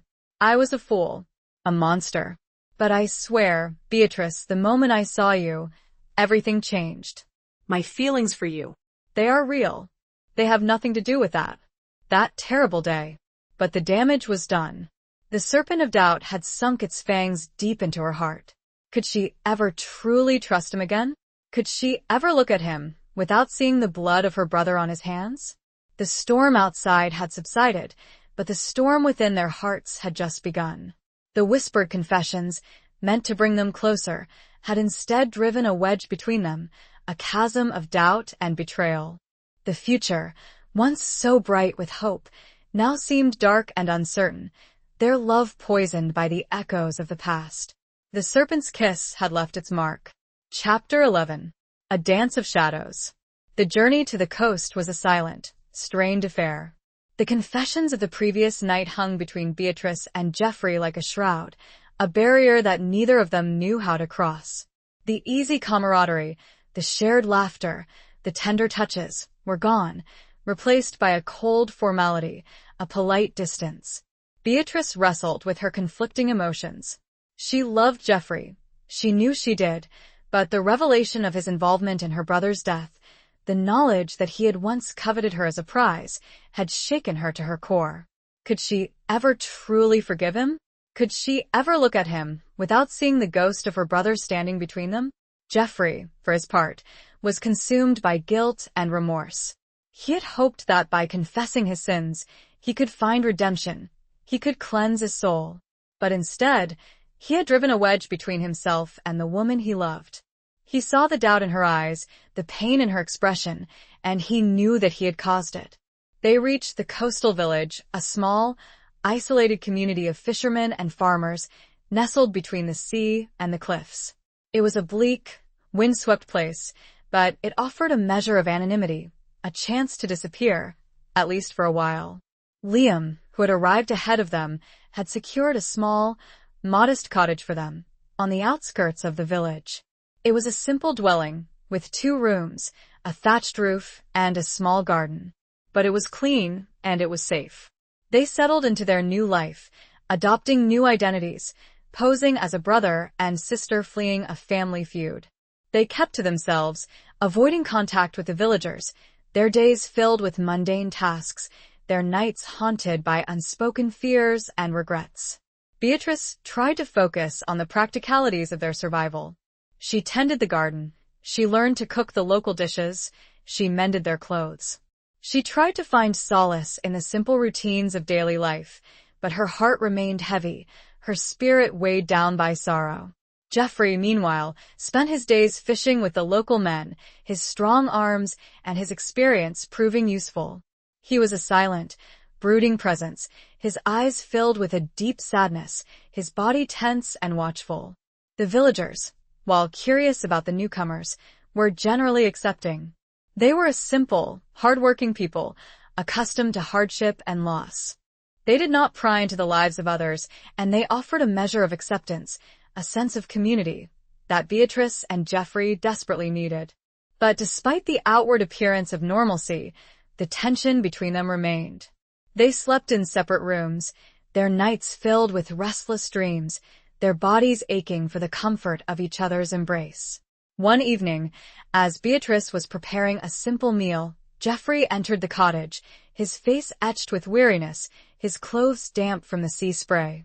He stood in the doorway, his gaze fixed on her, his expression a mixture of longing and regret. "Beatrice," he said, his voice low and husky, we need to talk." She knew. She had been avoiding this conversation, dreading it, but she knew that it was inevitable. They could not continue to live like this, in this strained silence, this dance of shadows. She put down the knife she was using and turned to face him, her heart pounding in her chest. "Yes," she said, her voice barely audible. "We do." He took a step closer, his presence filling the small room. But he did not touch her. He kept his distance, his hands clasped behind his back. I know I have hurt you," he said, his voice rough with emotion. "I have betrayed your trust. I have shattered your illusions." "You did," Beatrice agreed, her voice cold, despite the tremor in her hands. "You lied to me. You kept secrets." "I did," he admitted, his voice filled with shame. "But I did it out of fear. Fear of losing you. Fear of facing the truth myself." "And now?" she asked, her voice barely a whisper. "What now, Geoffrey? Can we ever go back to the way things were?" He shook his head, his eyes filled with a deep sadness. "No," he said. "We cannot. The past, it cannot be undone. But perhaps we can build something new. Something better." "How?" she asked, her voice filled with doubt. "How can we build anything on a foundation of lies and betrayal?" He took another step closer, his gaze searching hers. "By being honest with each other," he said. "By facing our demons. By forgiving each other." Forgiveness. The word hung in the air, a fragile, impossible thing. Could she forgive him? Could she ever truly trust him again? She looked into his eyes, those stormy gray eyes that had once held so much promise, so much love. And she saw pain. A deep, abiding pain that mirrored her own. And in that moment, she realized something. She could not undo the past. She could not erase the pain. But she could choose to move forward. She could choose to forgive. Not for him, but for herself. I do not know if I can forgive you, Geoffrey," she said, her voice trembling slightly. "Not yet." "But I am willing to try." A flicker of hope appeared in his eyes, a faint glimmer of light in the darkness. "That is all I ask, Beatrice," he said. "That you try." He reached out and took her hand, his touch tentative, hesitant. It was not the passionate embrace of lovers, but a gentle connection, a fragile bridge across the chasm that separated them. "We will take it slowly," he said. "One day at a time. We will rebuild. We will heal." And as they stood there, in the small, humble cottage, on the edge of the world, they began their slow, arduous dance of healing, a dance of shadows and light, of doubt and hope, of forgiveness and love. The path ahead was uncertain, but for the first time in days, Beatrice felt a flicker of optimism. It would be a long, difficult journey, but perhaps, just perhaps, they could find their way back to each other. The serpent's kiss had left a scar, but scars could fade. The question was, would the love remain beneath? Chapter 12. The Lion and the Rose. The following weeks were a period of slow, tentative healing. Beatrice and Geoffrey worked side by side, building a new life for themselves in the coastal village. They learned the rhythms of the sea, the customs of the villagers, the simple joys of a life lived close to nature. The villagers, initially wary of the newcomers, gradually warmed to them. They saw Geoffrey's strength, his willingness to work hard, his quiet generosity. They saw Beatrice's kindness, her compassion, her gentle spirit. They saw, perhaps, the unspoken bond between them, the silent understanding that transcended words. Beatrice and Geoffrey, while still cautious, began to open up to each other again. They shared their fears, their hopes, their dreams. They talked about the past, not to dwell on it, but to learn from it, to understand it, to move beyond it. The physical intimacy that had been shattered by their confessions slowly returned, tentative at first, hesitant, but growing stronger with each passing day. They rediscovered the joy of touch, the comfort of embrace, the passion that had once burned so brightly between them. But despite their progress, a shadow of uncertainty still lingered. They were still fugitives, still living under assumed identities, still vulnerable to the reach of the king. And the question of Beatrice's betrothal to Lord Ashton remained unresolved, a legal and emotional obstacle that threatened their future. One day, a small merchant ship arrived in the village, bringing news from the outside world. News that would change their lives forever. The villagers gathered on the docks, eager for tidings from the mainland. Beatrice and Geoffrey, drawn by the commotion, joined the crowd, their hearts filled with a mixture of apprehension and curiosity. The captain of the ship, a grizzled, weather-beaten man, stood on the deck, addressing the assembled villagers. "I bring news from the king's court," he announced, his voice booming across the harbor. "News of great import. Lord Mortimer is dead." A gasp went through the crowd. Lord Mortimer, the powerful, ruthless rebel, was dead? It seemed impossible. "He was killed in battle," the captain continued, "by Sir Geoffrey de Moray."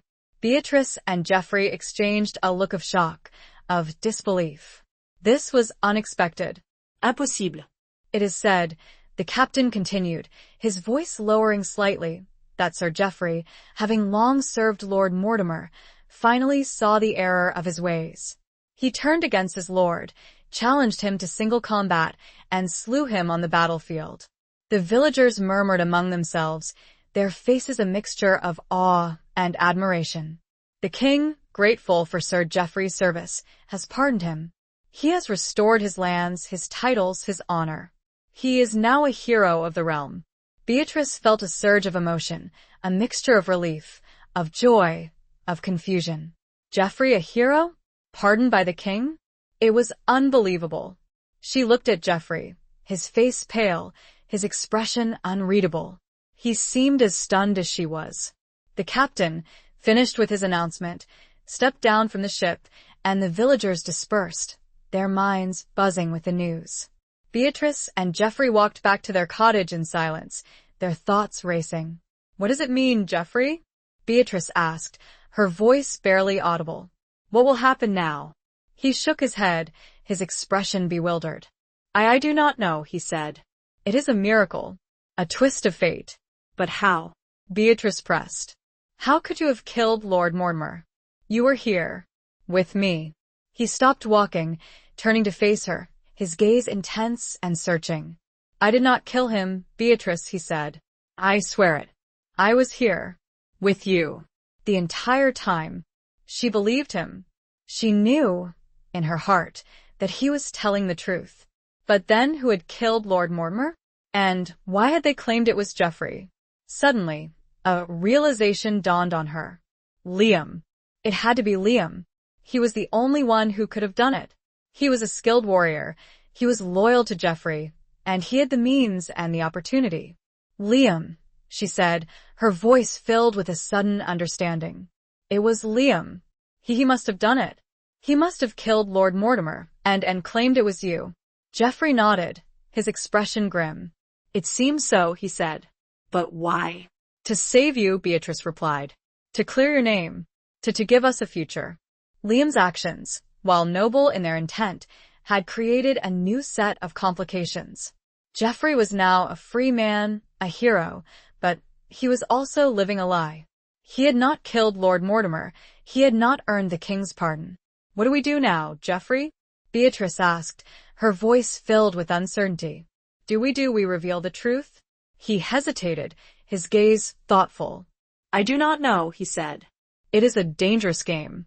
If the king learns the truth, he might revoke the pardon. He might imprison me again. Or worse.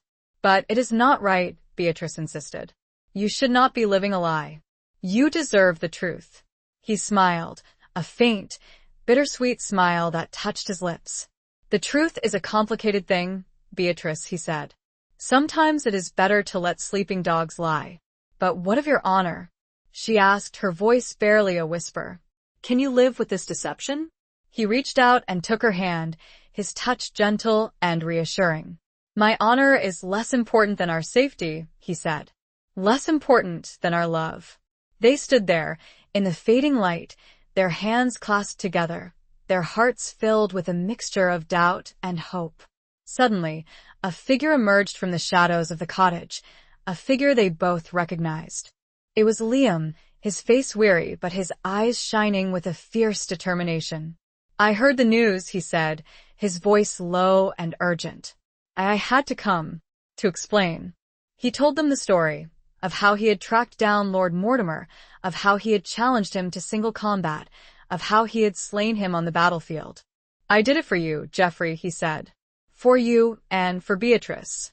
I could not let you rot in prison. I could not let you be executed for a crime you did not commit." "But why did you claim it was me?" Geoffrey asked, his voice filled with confusion.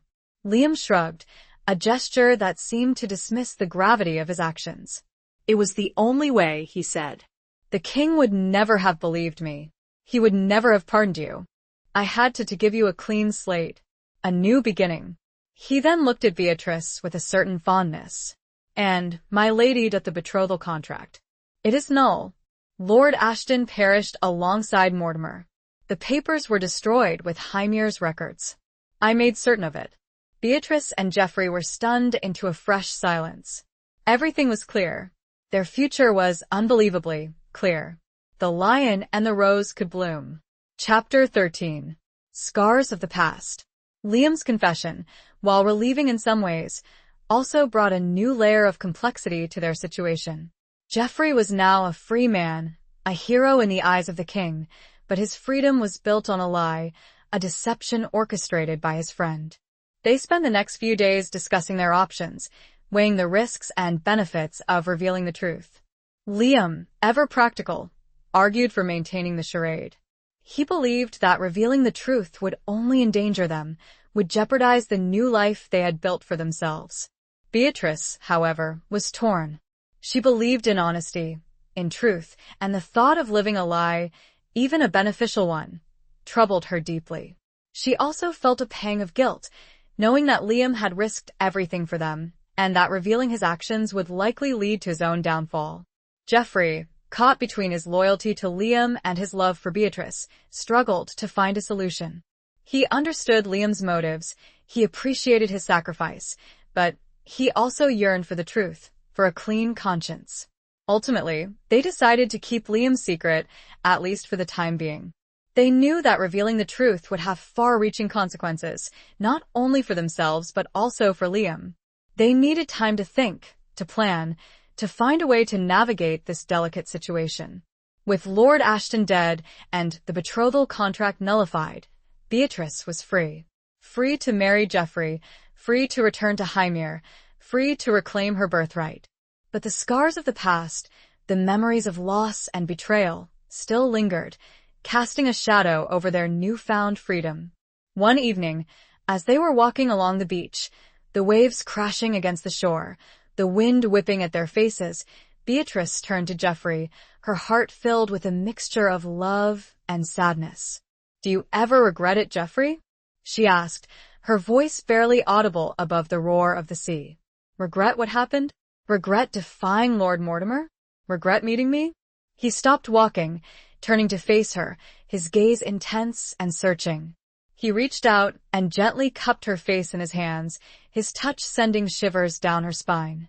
"Never," he said, his voice firm and unwavering. "I regret the pain I caused you. I regret the lies I told. But I do not regret meeting you. I do not regret loving you. You're the best thing that has ever happened to me." His words, his touch, warmed her heart. She leaned into his embrace, her eyes closing, her body trembling with a mixture of relief and gratitude. "But what of Hymir?" she asked, her voice muffled against his chest. "What of your lands? Your titles? Your people?" He held her close, his arms wrapping around her, offering comfort and support. "Hymir will always be a part of me," he said. "But it is not my whole life. You are my life now, Beatrice. You are my home."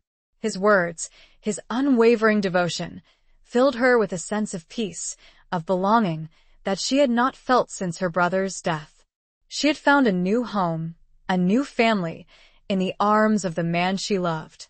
But the past, like a persistent ghost, continued to haunt them. One day, a messenger arrived from Hymir, bearing news from the king. Geoffrey had been summoned to court, to be formally recognized for his service, to be rewarded for his bravery. It was an opportunity, a chance to reclaim his rightful place in the world, to rebuild his life, to secure their future. But it was also a risk, a reminder of the lie they were living, the deception they were perpetuating. They debated whether to go, weighing the potential benefits against the inherent dangers. Liam, ever cautious, advised against it. He believed that it was too risky, that it would expose them to unnecessary scrutiny. Beatrice, however, felt a pull towards Hymir, a longing to return to her ancestral home, to reconnect with her people, to honor her brother's memory. Geoffrey, torn between his desire to please Beatrice and his fear of exposure, ultimately decided to accept the king's summons. He would go to court, he would play the part of the hero, but he would be careful, he would be vigilant, he would protect their secret at all costs. They traveled to Hymir together, accompanied by Liam, who insisted on remaining close, his presence a constant reminder of the debt they owed him, the secret they shared. The journey was filled with mixed emotions. Beatrice felt a surge of excitement, of anticipation, at the prospect of returning home, of seeing Hymir again. But she also felt a sense of dread, of apprehension, at the thought of facing the king, of confronting the ghosts of the past. Geoffrey, meanwhile, was withdrawn and silent, his mind consumed by worry, his heart heavy with the weight of his deception. He knew that he was walking a tightrope, that one wrong step could lead to disaster. As they approached Hymir, Beatrice's heart soared. The castle, perched high on a cliff overlooking the rolling hills and forests, was as magnificent as she remembered. It was a symbol of her heritage, her family, her identity. But as they rode through the gates, into the courtyard, she saw the faces of her people, the men and women who had served her family for generations. And she saw not joy, not welcome, but confusion, hesitation. They had heard the news, of course, of Geoffrey's heroic deed, of his pardon by the king. But they also remembered him as the man who had killed their lord, who had brought war and destruction to Hymir. Beatrice realized then that returning to Hymir would not be a simple homecoming. It would be a challenge, a test of her leadership, a reckoning with the past. The scars, she knew, were not just hers and Geoffrey's. They were etched on the very stones of Hymir, on the hearts of its people. And healing them would take time, patience, and courage. The lies, though hidden, still poison the air. Chapter 14. Threads of Fate. The return to Hymir was bittersweet. The castle, though familiar, felt different, haunted by the echoes of the past.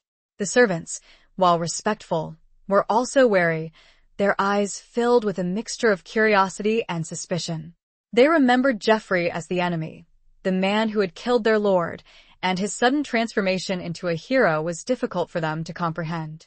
Beatrice, despite her own mixed emotions, threw herself into the task of rebuilding Hymir. The castle had suffered damage during the siege, and the lands had been neglected. There was much work to be done. She spent her days overseeing the repairs, meeting with the tenants, organizing the resources, and restoring order to her domain. She proved to be a capable and compassionate leader, her strength and determination earning the respect of her people. Geoffrey, meanwhile, struggled to find his place in this new reality. He was a hero in the eyes of the king, but a stranger in his own home. He felt the weight of his deception, the burden of the lie he was living. He longed to confess the truth, to clear his conscience, but he knew that doing so would endanger Liam, would jeopardize their fragile peace. He spent his days assisting Beatrice, offering his support, his guidance, his expertise. He was a skilled warrior, a brilliant strategist, and his knowledge of the castle and its defenses proved invaluable.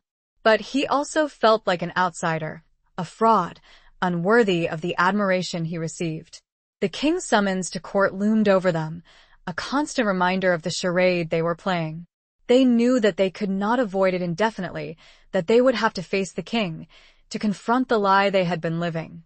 As the day of their departure approached, Beatrice found herself increasingly drawn to the chapel, the place where she had first encountered Geoffrey, the place where their love had blossomed amidst the chaos of war.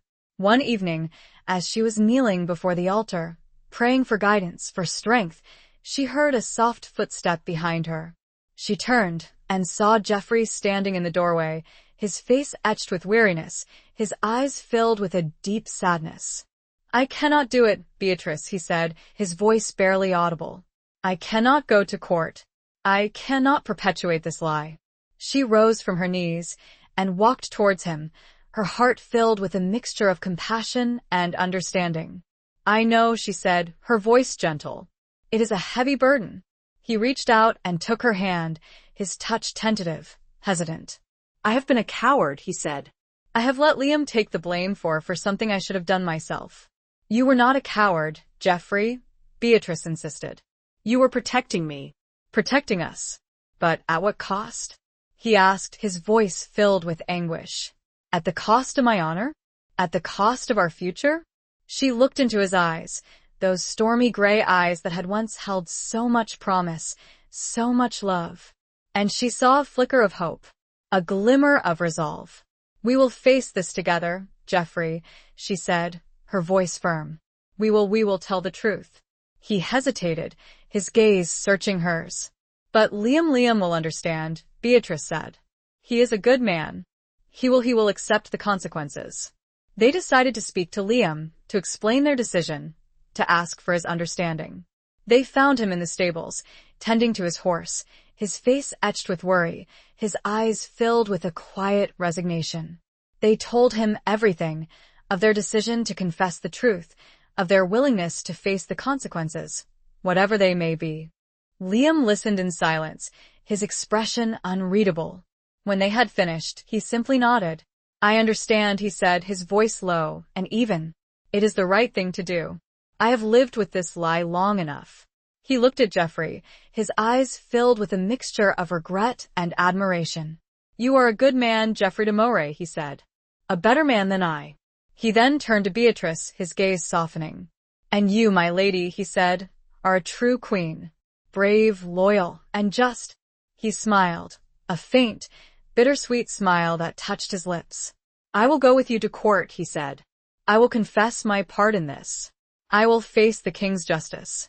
And so, the three of them, bound together by fate, by loyalty, by love, set out for the king's court to face their destiny. They knew that the path ahead would be perilous, that the consequences of their actions could be severe. But they were prepared. They were ready. As they rode towards the rising sun, Beatrice looked at Geoffrey, his face set in a determined expression, his eyes filled with a newfound courage. And she knew that, whatever happened, they would face it together. The threads of fate, woven long ago, had brought them to this point. And they would follow them, wherever they might lead. The lie, exposed, would either destroy them or free them all. Chapter 15. The Unspoken Vow. The journey to the king's court was filled with a tense anticipation.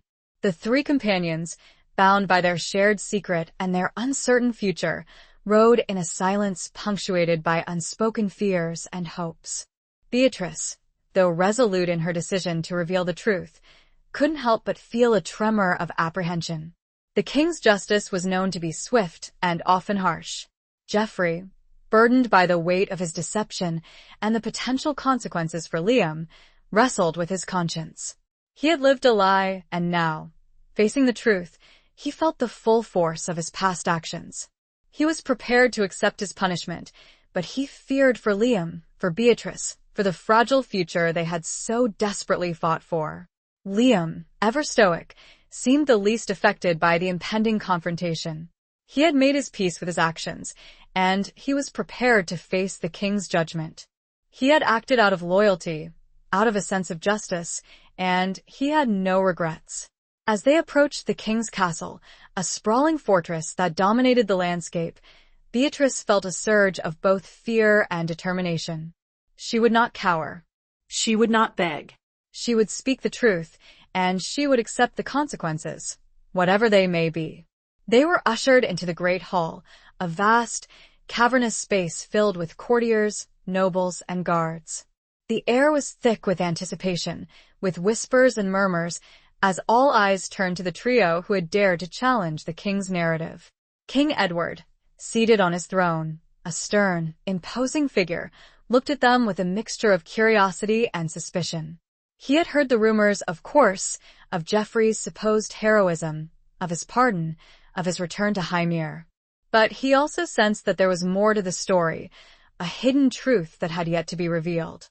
"Sir Geoffrey de Moray," the king said, his voice booming across the hall, "you have been summoned before us to receive our gratitude and our reward for your valiant service in slaying the traitor, Lord Mortimer." Geoffrey stepped forward, his head held high, his shoulders squared. He looked the king directly in the eye, his expression resolute. "Your Majesty," he said, his voice clear and strong, "I cannot accept your gratitude. I cannot accept your reward. I did not kill Lord Mortimer." A gasp went through the hall. The courtiers, the nobles, the guards, stared at Geoffrey in stunned silence. The king's expression hardened, his eyes narrowing. "What is the meaning of this, Sir Geoffrey?" he demanded, his voice laced with anger. "Are you confessing to a lie? Are you defying our royal decree?" "I am confessing to the truth, Your Majesty," Geoffrey replied, his voice unwavering. "I did not kill Lord Mortimer. The man who did is here, standing beside me." He gestured towards Liam, who stepped forward, his head bowed, his expression calm and resigned. "I am Liam, Your Majesty," he said, his voice low but steady. "A knight, formerly in service to Sir Geoffrey. I am the one who killed Lord Mortimer." He then proceeded to tell the whole story, of how he had tracked down Lord Mortimer, of how he had challenged him to single combat, of how he had slain him on the battlefield. He explained his motives, his loyalty to Geoffrey, his desire to see justice done. The king listened in silence, his expression unreadable. When Liam had finished, he turned to Geoffrey. "And you, Sir Geoffrey," he said, his voice laced with suspicion, "you allowed this deception? You claimed credit for another man's deed?" "I did, Your Majesty," Geoffrey admitted, his voice filled with shame. "I was afraid. Afraid of the consequences. Afraid of losing everything." "And you, Lady Beatrice," the king said, turning to Beatrice, his gaze piercing, "were you aware of this deception?" Beatrice stepped forward, her head held high, her gaze meeting the king's unflinchingly. "I was, Your Majesty," she said, her voice clear and strong. "I learned of it after the fact, and I urged Sir Geoffrey to confess the truth." The king looked at the three of them, his expression a mixture of anger, disappointment, and something else. Something that Beatrice couldn't quite decipher. The silence in the hall was deafening. Everyone waited, breathless, for the king's judgment. Finally, the king spoke, his voice low and resonant. "This is a grave matter," he said. "A deception of this magnitude cannot be taken lightly. The penalty for treason is death." Beatrice felt a chill run down her spine. She had known that this was a possibility, but to hear the words spoken aloud, to see the grim determination in the king's eyes, filled her with dread. However, the king continued, his voice softening slightly, "There are mitigating circumstances. Sir Geoffrey did not kill Lord Mortimer. He did, in fact, defy him and risk his life to protect Lady Beatrice and Hymir. That is loyalty not to be dismissed." He looked towards Liam. "As for you, you acted out of loyalty, out of friendship. Although misguided, your actions rid us of a powerful enemy." The king paused. "Therefore," he took a deep breath, "I will render my judgment. Liam, for the killing of a noble, albeit a traitorous one, I sentence you to 5 years of service in the royal guard. You will serve without title, without pay, proving your loyalty once more to your crown." Liam bowed. I accept, your majesty. Sir Geoffrey, the king turned to him. You perpetuated a lie. A grievous error, but one born of fear, not malice. However, you also saved Hymir and protected Lady Beatrice. These actions balance. He paused. I hereby strip you of the title granted under false pretenses. Your own lands and your own title you shall retain. Geoffrey, stunned, bowed low. Thank you, your majesty. Finally, the king turned to Beatrice. Lady Beatrice, you were placed in an impossible situation. You acted with courage and resolve. Hymir is yours, and your loyalty is unquestioned. He smiled, a rare, genuine smile. And your betrothal to Lord Ashton is, of course, void. Beatrice curtsied, a wave of relief washing over her. Thank you, your majesty. The king then stood. Go now, all of you. Let this be a lesson learned. As they left the hall, their hearts filled with a mixture of relief and gratitude. They had confessed the truth, they had faced the king's justice, and they had survived. It was not the outcome they had expected, and although a punishment, it was far kinder than they deserved.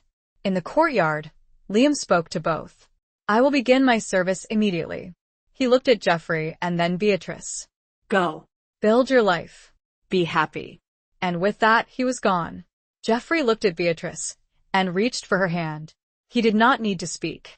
The unspoken vow, the love that had endured through trials and tribulations, was stronger than ever. They were free, truly free. The scars remained, but they were no longer wounds. They were marks of resilience, of courage, of a love that had conquered all. They would return to Hymir, not as hero and lady, but as man and woman, ready to forge a new future together. Chapter 16. A Storm of Swords. Despite the king's relatively lenient judgment, the repercussions of their confession rippled through the court.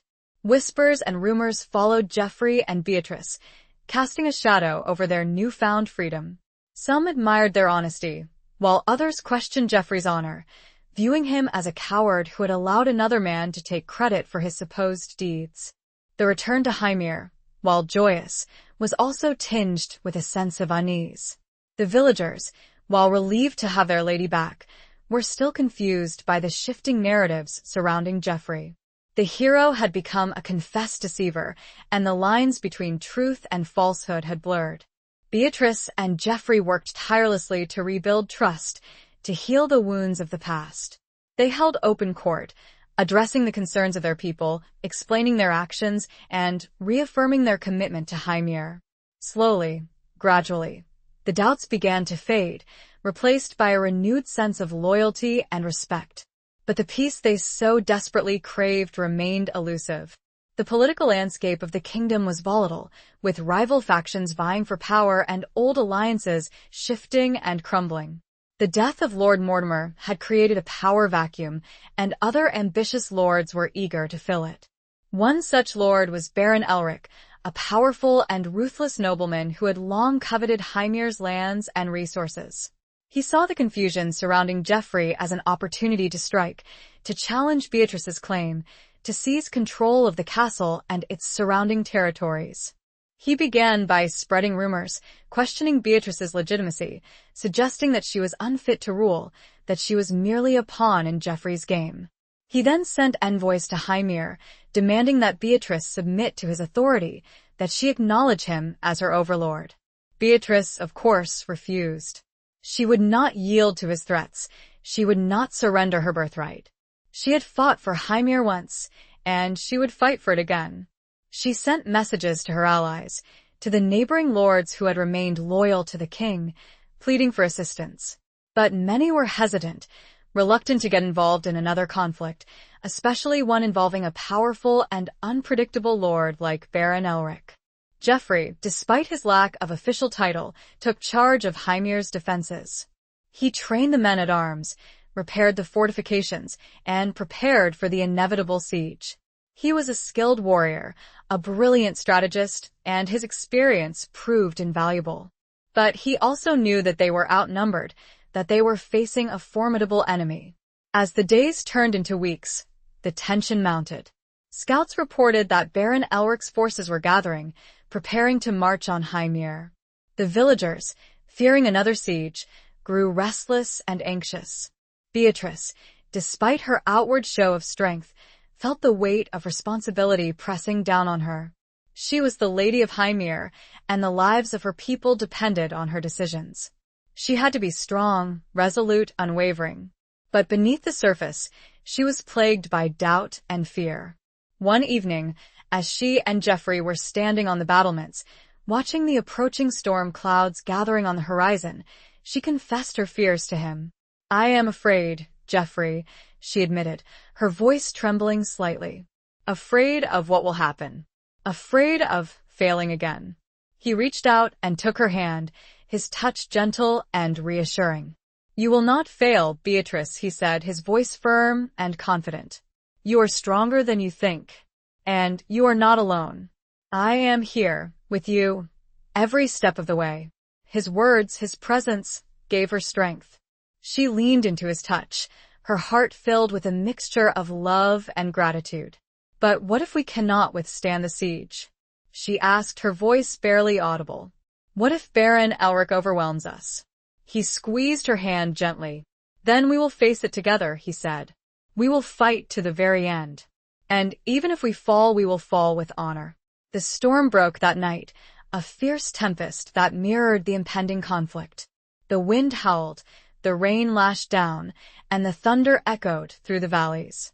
And as the first rays of dawn pierced the darkness, Beatrice and Geoffrey saw them. Baron Elric's army, a vast host of soldiers, their banners snapping in the wind, their weapons gleaming in the pale light. The siege of Hymir had begun again. The battle was fierce and brutal. Baron Elric's forces attacked relentlessly, their superior numbers overwhelming the defenders. The walls of Hymir were breached, the courtyard became a scene of carnage, and the air was filled with the sounds of clashing steel, shouts, and screams. Beatrice, clad in armor, fought alongside her men, her sword flashing in the torchlight. She was no longer just a lady, a ruler, but a warrior, fighting for her home, for her people, for her freedom. Geoffrey, a whirlwind of motion, fought with a ferocity that both awed and frightened her. He was everywhere, rallying the defenders, repelling the attackers, his sword dripping with blood. But despite their valiant efforts, the tide of the battle was turning against them. Baron Elric's forces were too numerous, too powerful. The defenders were being pushed back, slowly but surely, towards the inner keep. Beatrice found herself face to face with Baron Elric himself, a hulking, brutal man, his eyes filled with a cold, predatory gleam. "You cannot win, Lady Beatrice," he sneered, his voice dripping with contempt. "Hymir is mine. You are mine." He raised his sword, ready to strike the killing blow. Beatrice closed her eyes, bracing herself for the inevitable. But the blow never came. A roar, a clash of steel, and then silence. She opened her eyes and saw Geoffrey standing between her and Baron Elric, his sword locked with the Baron's, his face a mask of fury.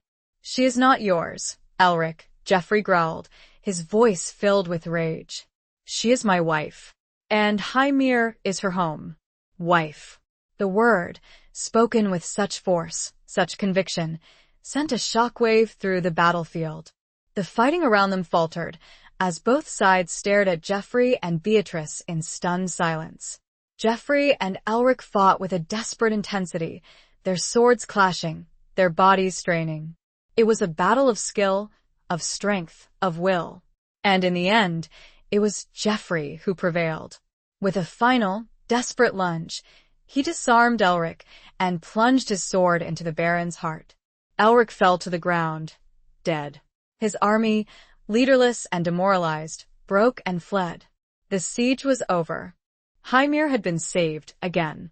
But this time it was different.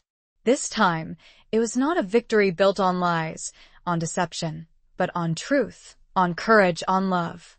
Beatrice rushed to Geoffrey's side, her heart overflowing with gratitude, with admiration, with love. "You saved me," she whispered, her voice choked with emotion. You saved us all." He smiled, a weary but triumphant smile. "We saved each other, Beatrice," he said. "And we are finally free." He looked at her, his eyes filled with a love that had endured through trials and tribulations, a love that had conquered all. And in that moment, standing amidst the ruins of battle, beneath a sky clearing after the storm, they knew that their journey was far from over, but they would face it together, as husband and wife, as Lord and Lady of Hymir, their love a beacon of hope in a world of shadows. The storm of swords had passed, leaving a clear, bright future in its wake. Chapter 17. Beyond the Battlefield. The victory over Baron Elric marked a turning point for Hymir and for Beatrice and Geoffrey.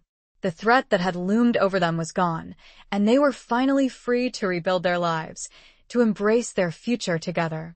The news of Geoffrey's public declaration of their marriage and his defeat of Elric spread quickly throughout the kingdom, solidifying their position and silencing their detractors. The immediate aftermath of the battle was a flurry of activity. The wounded needed tending, the dead needed burying, and the castle needed repairing, yet again. Beatrice and Geoffrey worked tirelessly, side by side, overseeing the recovery efforts, comforting their people, and restoring order to their domain. The villagers, who had initially been wary of Geoffrey, now hailed him as a hero, their savior. They had witnessed his courage, his loyalty, his unwavering commitment to Hymir and its people. The doubts and suspicions that had lingered were swept away by a wave of gratitude and admiration. Beatrice, watching Geoffrey interact with their people, felt a surge of pride and love. He had found his place, not as a conquering knight, but as a leader, a protector, a husband. He had earned the respect of his people, not through fear or intimidation, but through his actions, his compassion, his unwavering commitment to their well-being. With the immediate crisis averted, Beatrice and Geoffrey turned their attention to the long-term rebuilding of Hymir. They implemented new policies, reformed the local laws, and invested in the infrastructure of their lands. They fostered trade, encouraged agriculture, and promoted education, creating a thriving and prosperous community. They also made it a priority to heal the divisions that had plagued Hymir in the past. They reached out to the neighboring lords, forging new alliances, strengthening old friendships, and creating a network of support that would ensure the long-term security of their domain. Their personal lives also flourished. The love that had blossomed amidst the chaos of war and deception deepened and matured, becoming a source of strength, comfort, and joy. They spent hours together, exploring the lands of Hymir, sharing their thoughts, their dreams, their hopes for the future. They also formalized their marriage, holding a small, private ceremony in the chapel, the very place where their love story had begun. It was not a grand, ostentatious affair, but a simple, heartfelt exchange of vows, witnessed by their closest friends and allies, including Liam, who had completed his term of service and was now a free man. Liam, though initially burdened by guilt for his past actions, found peace and redemption in his service to the king. He had proven his loyalty, his courage, and his integrity, and he was welcomed back to Hymir as a friend, a confidant, a trusted ally. As the years passed, Hymir prospered, becoming a beacon of peace and prosperity in a turbulent world. Beatrice and Geoffrey ruled wisely and justly, their love for each other and their commitment to their people creating a golden age for their domain. They were blessed with children, a son and a daughter, who inherited their parents' strength, their compassion, and their unwavering commitment to justice. The children grew up surrounded by love, by laughter, by the stories of their parents' extraordinary journey, a journey that had begun in the shadow of war and deception, but had blossomed into a testament to the power of love, forgiveness, and redemption. One evening, many years later, as Beatrice and Geoffrey were sitting together on the battlements, watching the sun set over the rolling hills of Hymir, she turned to him, her heart filled with a profound sense of contentment. "We have come a long way, Geoffrey," she said, her voice soft and gentle. "From the darkness of war to the light of peace." He smiled, a warm, loving smile that crinkled the corners of his eyes, his face weathered by time and experience, but still handsome, still strong. We have, Beatrice, he agreed, his voice husky with emotion. And we did it together. He reached out and took her hand, his touch familiar and comforting. His hand, once calloused from wielding a sword, was now softened by age, but his grip was still firm, still strong. "Do you ever regret it?" she asked, her voice barely a whisper. "Regret choosing me? Regret giving up your ambitions?" He chuckled, a low, rumbling sound that warmed her heart. "Never, my love," he said. "Never. You are my greatest ambition. You are my everything." She leaned her head against his shoulder, her heart overflowing with love, with gratitude, with a deep sense of peace. They had faced trials and tribulations, they had overcome obstacles and challenges, but they had emerged stronger. Their love deepened, their bond unbreakable. As the stars began to appear in the darkening sky, Beatrice knew that their journey was far from over. Life would continue to present them with challenges, with uncertainties, with moments of joy and sorrow. But they would face them together, as they always had, their love a constant source of strength, a beacon of hope in a world that often seemed dark and chaotic. The scars of the past remained, etched on their hearts, on the stones of Hymir, but they were no longer wounds. They were reminders of their resilience, their courage, their unwavering commitment to each other. They were a testament to the enduring power of love. The battlefield was behind them, and before them lay a life built on a foundation of trust, forgiveness, and a love that had conquered all. The future was theirs, and they would face it, hand in hand, hearts intertwined. Chapter 18. The Heart's Citadel. The years that followed their triumph over Baron Elric were a testament to the resilience of their love and the strength of their leadership. Hymir flourished, becoming a haven of peace and prosperity. Beatrice and Geoffrey, now seasoned rulers, guided their people with wisdom and compassion, their bond deepened by shared experiences and unwavering devotion. Their children, a son named Thomas, after Beatrice's fallen brother, and a daughter named Alara, after her loyal maid and friend, grew into strong, capable individuals, embodying the best qualities of their parents. Thomas, with his father's strategic mind and his mother's compassion, was being groomed to inherit the lordship of Hymir. Alara, with her mother's grace and her father's courage, was a spirited and independent young woman, destined to make her own mark on the world. Liam, now a respected member of the community, had married Alara the maid, and they had several children of their own. He remained a close friend and advisor to Geoffrey and Beatrice, his loyalty unwavering, his past mistakes forgiven but not forgotten.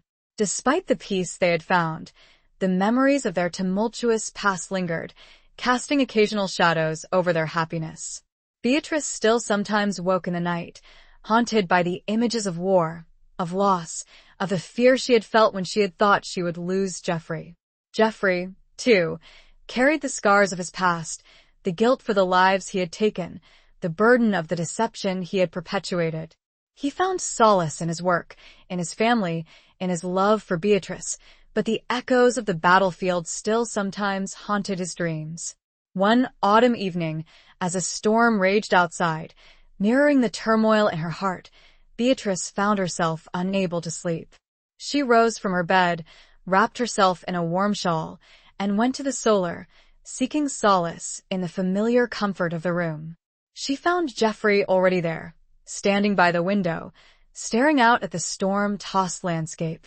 He was silhouetted against the flickering candlelight, his face etched with a familiar weariness, his eyes filled with a deep sadness. She went to him, slipping her arm around his waist, leaning her head against his shoulder.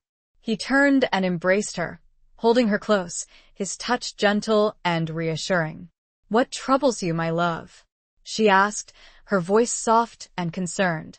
He sighed, a deep, heartfelt sigh that spoke of burdens carried for too long. "I was thinking of the past," he said, his voice barely audible above the roar of the wind. "Of the mistakes I made. Of the lives I took." She tightened her embrace, her heart aching for him. "The past is past, Geoffrey," she said. "You cannot change it. You can only learn from it." "I know," he said. But sometimes the memories, they are too strong. They overwhelm me. She reached up and touched his face, her fingers tracing the lines of his cheek, the curve of his jaw. You are not alone, Geoffrey, she said. I am here. With you.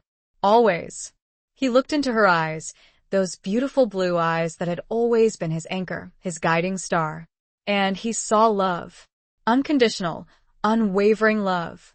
I know, he said, his voice filled with gratitude. And that is what saves me. Your love. Your forgiveness. They stood there for a long time, embraced in each other's arms, the storm raging outside, but their hearts calm, their spirits soothed by the presence of the other. As the storm began to subside, and the first rays of dawn pierced the darkness, Geoffrey turned to Beatrice, his gaze intense and searching. I have been thinking, he said, his voice hesitant, almost shy, about our future. About Hymir. What about it, my love? She asked, her heart filled with a sudden sense of anticipation. I have been thinking that it is time to step down, he said, to let Thomas take his rightful place as Lord of Hymir. Beatrice was surprised, but not entirely unexpected. She had seen the weariness in his eyes, the longing for a simpler life, a life free from the burdens of leadership. Are you sure, Geoffrey? She asked. Is that what you truly want? He nodded, his eyes filled with a quiet determination. It is, he said. I have done my duty. I have protected Hymir. I have earned my peace. And what of us? She asked, her voice barely a whisper. What will we do? He smiled, a warm, loving smile that crinkled the corners of his eyes. We will live, he said. We will enjoy our time together. We will travel. We will see the world. He reached out and took her hand, his touch gentle and reassuring. We have spent so much of our lives fighting, he said. Fighting for survival. Fighting for each other. Now it is time to live. To love. To be happy. His words, his vision, filled her with a sense of joy, of excitement, of liberation. She had always dreamed of seeing the world, of exploring new places, of experiencing new cultures. And to do it with Geoffrey, with the man she loved, was a dream come true. And so, they made their plans. They announced their decision to their people, who, while saddened by their departure, understood and respected their wishes. They prepared Thomas for his new role, guiding him, advising him, ensuring that he was ready to lead Hymir into the future. They entrusted the day-to-day affairs of the castle to Liam and Alara, who had proven themselves to be capable and trustworthy stewards. And they made arrangements for their journey, gathering supplies, studying maps, planning their itinerary. Finally, the day of their departure arrived. They stood on the battlements of Hymir, overlooking the lands they had protected, the people they had loved, the home they had built together. Their children, Thomas and Alara, stood beside them, their faces a mixture of sadness and pride. They knew that their parents were embarking on a new adventure, a new chapter in their lives, and they wished them well. Beatrice and Geoffrey embraced their children, their hearts filled with love, with gratitude, with a bittersweet sense of farewell. Then, they turned and walked away, hand in hand, towards the rising sun, towards a future filled with uncertainty, but also with hope, with adventure, with love. The Heart Citadel, the fortress they had built together, was not made of stone and mortar, but of trust, of forgiveness, of unwavering devotion. And that citadel, they knew, would endure, no matter where their journey might lead them. They were leaving Hymir, but Hymir and all it represented would forever be a part of them. Chapter 19. A Kingdom Divided. Their travels took them far and wide, across mountains and deserts, through bustling cities and quiet villages. Beatrice and Geoffrey, free from the responsibilities of leadership, reveled in their newfound freedom, exploring new cultures, meeting new people, and experiencing the wonders of the world. They traveled as simple pilgrims, shedding their titles and their past, blending in with the common folk, their true identities known only to a select few. They found joy in the simplicity of their lives, in the anonymity they enjoyed, in the freedom to be themselves, without the constraints of duty or expectation. But even in their travels, they could not entirely escape the echoes of their past. The world, they discovered, was not as peaceful as they had hoped. The kingdom, despite King Edward's efforts, was still fractured, with rival factions vying for power and old grudges simmering beneath the surface. In their travels, they encountered remnants of Lord Mortimer's loyalists, men who still clung to the old ways, who resented the king's rule, who plotted to overthrow him and restore the old order. They also encountered other threats, bandits, mercenaries, and rogue knights, who preyed on the weak and vulnerable, who thrived in the chaos and instability of the realm. Geoffrey, despite his desire for peace, could not stand idly by and watch injustice unfold. His knightly instincts, his sense of honor, his unwavering commitment to protecting the innocent compelled him to act. He intervened in local disputes, rescued travelers from bandits, and even helped to quell a small rebellion, using his skills and experience to restore order and protect the vulnerable. Beatrice, while initially fearful for his safety, supported him in his efforts, her own compassion and sense of justice mirroring his own. Their actions, while noble, did not go unnoticed. Word of their deeds spread throughout the land, reaching the ears of both their allies and their enemies. Some hailed them as heroes, as saviors, while others saw them as a threat, as meddlers who interfered in matters that did not concern them. One day, as they were traveling through a remote mountain pass, they were ambushed by a group of heavily armed men, their faces hidden behind masks, their intentions clearly hostile. "We know who you are," Geoffrey de Moray, the leader of the ambushers, snarled. "You may have fooled the king, but you cannot fool us. You are a traitor, a usurper, and you will pay for your crimes." Geoffrey, recognizing the colors and insignia of Lord Mortimer's former allies, drew his sword, his face set in a grim determination. "I am no traitor," he said, his voice cold and steady. "I served my king, and I protected my people. I have nothing to apologize for." "You lie," the leader spat. "You betrayed your lord, you stole his lands, and you married his intended bride. You will die for your treachery." The ambushers attacked, their numbers overwhelming Beatrice and Geoffrey. They fought bravely, their skills honed by years of experience, but they were outnumbered, surrounded, their situation desperate. Beatrice, armed with a dagger she had concealed beneath her cloak, fought alongside Geoffrey, her movements swift and precise. She was no warrior, but she was determined to defend herself, to protect the man she loved. Just as it seemed that all hope was lost, a horn blew in the distance, a clear, resonant sound that cut through the din of battle. Reinforcements arrived, a small band of knights, their banners bearing the colors of the king. The ambushers, caught off guard, faltered, their attack losing its momentum. The knights, led by a familiar figure, charged into the fray, their swords flashing in the sunlight. It was Liam, his face grim and determined, his eyes filled with a fierce loyalty. He had heard of the ambush, and he had come to their rescue, bringing with him a detachment of the king's guard. The battle was swift and decisive. The ambushers, outnumbered and outmatched, were quickly defeated, their leader captured, their plans foiled. Beatrice and Geoffrey, bruised and battered but alive, embraced Liam, their hearts filled with gratitude. "You saved us, Liam," Geoffrey said, his voice choked with emotion. Again, Liam smiled, a faint, weary smile that touched his lips. "It is my duty," he said. "And my pleasure." The encounter, while terrifying, served as a reminder that their past was not entirely behind them, that the shadows of their former lives still lingered, threatening to engulf them. They decided to return to Hymir, to seek the protection of their home, to regroup and reassess their situation. The world, they realized, was not as safe as they had hoped, and they needed to be prepared for whatever challenges lay ahead. As they journeyed back to Hymir, news reached them of a growing unrest in the kingdom. A new rebellion was brewing, led by a charismatic and ambitious lord who claimed to be a descendant of Lord Mortimer, who sought to avenge his death and reclaim his lands.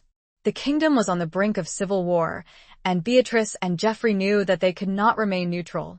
They had a duty to their people, to their king, to the peace they had fought so hard to achieve.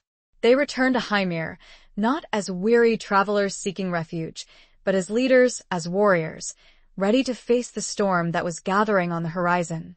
The kingdom was divided, and they would have to choose a side, to fight for what they believed in, to protect the home they had built together. The peace they had craved was shattered, and the echoes of the past were calling them back to the battlefield. Chapter 20. The Dawn of Forgiveness. The news of the brewing rebellion cast a pall over Hymir. The peace they had enjoyed for so long was threatened, and the specter of war loomed large. Beatrice and Geoffrey, despite their desire for a quiet life, knew that they could not stand idly by. They had a responsibility to their people, to their kingdom, to the fragile peace they had helped to build. They immediately began preparations for war, bolstering the castle's defenses, training the men at arms, and sending messages to their allies, calling for their support. The response was mixed. Some lords, loyal to the king and to Hymir, pledged their assistance, while others, fearful of the consequences or swayed by the rebel cause, remained neutral or even joined the opposing side. The kingdom was divided, families torn apart, old alliances shattered. The lines between loyalty and betrayal blurred, and the threat of civil war hung heavy in the air. Beatrice, despite her fear and uncertainty, stood firm. She was the Lady of Hymir, and she would not cower in the face of adversity. She would lead her people, protect her home, and fight for what she believed in. Geoffrey, while weary of war, was prepared to fight. He had laid down his sword, hoping for a life of peace, but he would not hesitate to take it up again to defend his home, his wife, his people. He was a knight, a warrior, and his duty was clear. As the preparations for war intensified, a messenger arrived from the king, summoning Geoffrey to court. King Edward, aware of Geoffrey's military skills and his loyalty, requested his assistance in quelling the rebellion. Geoffrey, after much deliberation with Beatrice, decided to accept the king's summons. He would leave Hymir in the capable hands of Beatrice and Liam, and he would join the king's forces, hoping to bring a swift end to the conflict. The parting between Beatrice and Geoffrey was emotional, filled with a mixture of fear, love, and a shared sense of duty. They knew that the future was uncertain, that they might not see each other again, but they also knew that they were fighting for a greater cause, for the peace and stability of their kingdom. Geoffrey rode out of Hymir at the head of a small contingent of loyal knights, his banner bearing the crest of his family, his heart heavy with the weight of responsibility. He was no longer a fugitive, a disgraced knight, but a respected leader, a warrior summoned by his king to defend his realm. Beatrice, left behind to manage Hymir and prepare for the worst, watched him go, her heart filled with a mixture of pride and sorrow. She knew that he was doing what he had to do, that he was fulfilling his duty, but she also feared for his safety, for the future of their love, for the fate of their home. The war was long and brutal. Battles were fought across the kingdom, cities were besieged, and the land was stained with blood. Geoffrey, leading his troops with courage and skill, distinguished himself in battle, earning the respect of his fellow knights and the gratitude of the king. But the war was not without its losses. Many good men died, on both sides of the conflict, and the kingdom suffered greatly. The rebellion, fueled by ambition and old grudges, proved difficult to quell. Beatrice, meanwhile, held Hymir firm, managing the castle, caring for her people, and providing support for the king's forces. She proved to be a capable and resilient leader, her strength and determination inspiring those around her. She also kept in close contact with Geoffrey, exchanging letters whenever possible, sharing news, offering encouragement, and reaffirming their love for each other. Their letters were a lifeline, a source of comfort and hope in a world filled with darkness and despair. Finally, after months of fighting, the tide of the war began to turn. The king's forces, bolstered by Geoffrey's leadership and the loyalty of many lords, gained the upper hand. The rebel forces, weakened by infighting and dwindling resources, began to crumble. The final battle took place on a vast plain, not far from Hymir.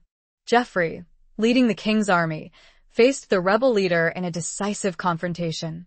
The fighting was fierce and brutal, but in the end, it was Geoffrey who emerged victorious, slaying the rebel leader and scattering his forces. The rebellion was over. The kingdom was saved. Geoffrey returned to Hymir a hero, welcomed by his people, by his wife, by his children. He had fought for his king, for his kingdom, for his home, and he had prevailed. But the victory was bittersweet. The war had taken a heavy toll, leaving scars that would take years to heal. The kingdom was divided, and the wounds of the conflict ran deep. Beatrice and Geoffrey, reunited at last, dedicated themselves to the task of rebuilding, of healing, of forging a new future for their people. They worked tirelessly to reconcile the warring factions, to promote forgiveness, to create a sense of unity and common purpose. They implemented new laws, reformed the justice system, and invested in the infrastructure of the kingdom, creating a more just and equitable society. They fostered education, encouraged trade, and promoted the arts, creating a vibrant and flourishing culture. And most importantly, they demonstrated the power of forgiveness, of compassion, of love. They showed their people that it was possible to overcome the divisions of the past, to build a better future, to create a world where peace and harmony reigned. Years passed, and the kingdom gradually healed. The scars of the war faded, replaced by a renewed sense of hope, of optimism, of unity. Hymir, once again, became a beacon of peace and prosperity, a testament to the courage, the resilience, and the love of its leaders. Beatrice and Geoffrey, their hair now streaked with silver, their faces lined with the marks of time and experience, but their love as strong as ever, stood together on the battlements of Hymir, watching the sun rise over a peaceful and prosperous kingdom. They had faced trials and tribulations, they had overcome obstacles and challenges, they had fought for their love, for their home, for their people. And they had succeeded. The dawn of forgiveness had broken, illuminating a future filled with hope, with promise, with the enduring power of love. They had built their kingdom, not on the spoils of war, but on the foundation of compassion, understanding, and a shared commitment to a better world. Their journey had been long and arduous, but it had led them to this moment, a moment of peace, of contentment, of a love that had conquered all. Epilogue. The twilight years of Beatrice and Geoffrey's lives were a tapestry woven with threads of quiet contentment, enduring love, and the gentle hum of a thriving Hymir. The storms of their youth had long passed, leaving behind a landscape sculpted by resilience, forgiveness, and the unwavering strength of their bond. Thomas, their son, had proven to be a wise and just ruler, carrying on his parents' legacy with grace and determination. He had married a kind and intelligent woman from a neighboring lordship, solidifying alliances and ensuring the continued stability of Hymir. Their children, Beatrice and Geoffrey's grandchildren, were a source of constant joy, their laughter echoing through the castle halls, a reminder of the enduring power of family. Alara, their daughter, had chosen a different path, defying societal expectations and pursuing her passion for knowledge and learning. She had traveled extensively, studying with renowned scholars and becoming a respected scholar in her own right. She eventually returned to Hymir, establishing a library and a school, enriching the lives of her people and fostering a culture of learning and enlightenment. Liam and Alara the maid lived long and happy years together. Liam remained a trusted friend, his loyalty never forgotten. Beatrice and Geoffrey, though no longer burdened by the responsibilities of leadership, remained active and engaged in the life of Hymir. They advised Thomas, mentored young people, and served as elder statespeople, their wisdom and experience valued by all. They spent their days walking the grounds of Hymir, tending to their gardens, reading in the library that Alara had established, and simply enjoying each other's company.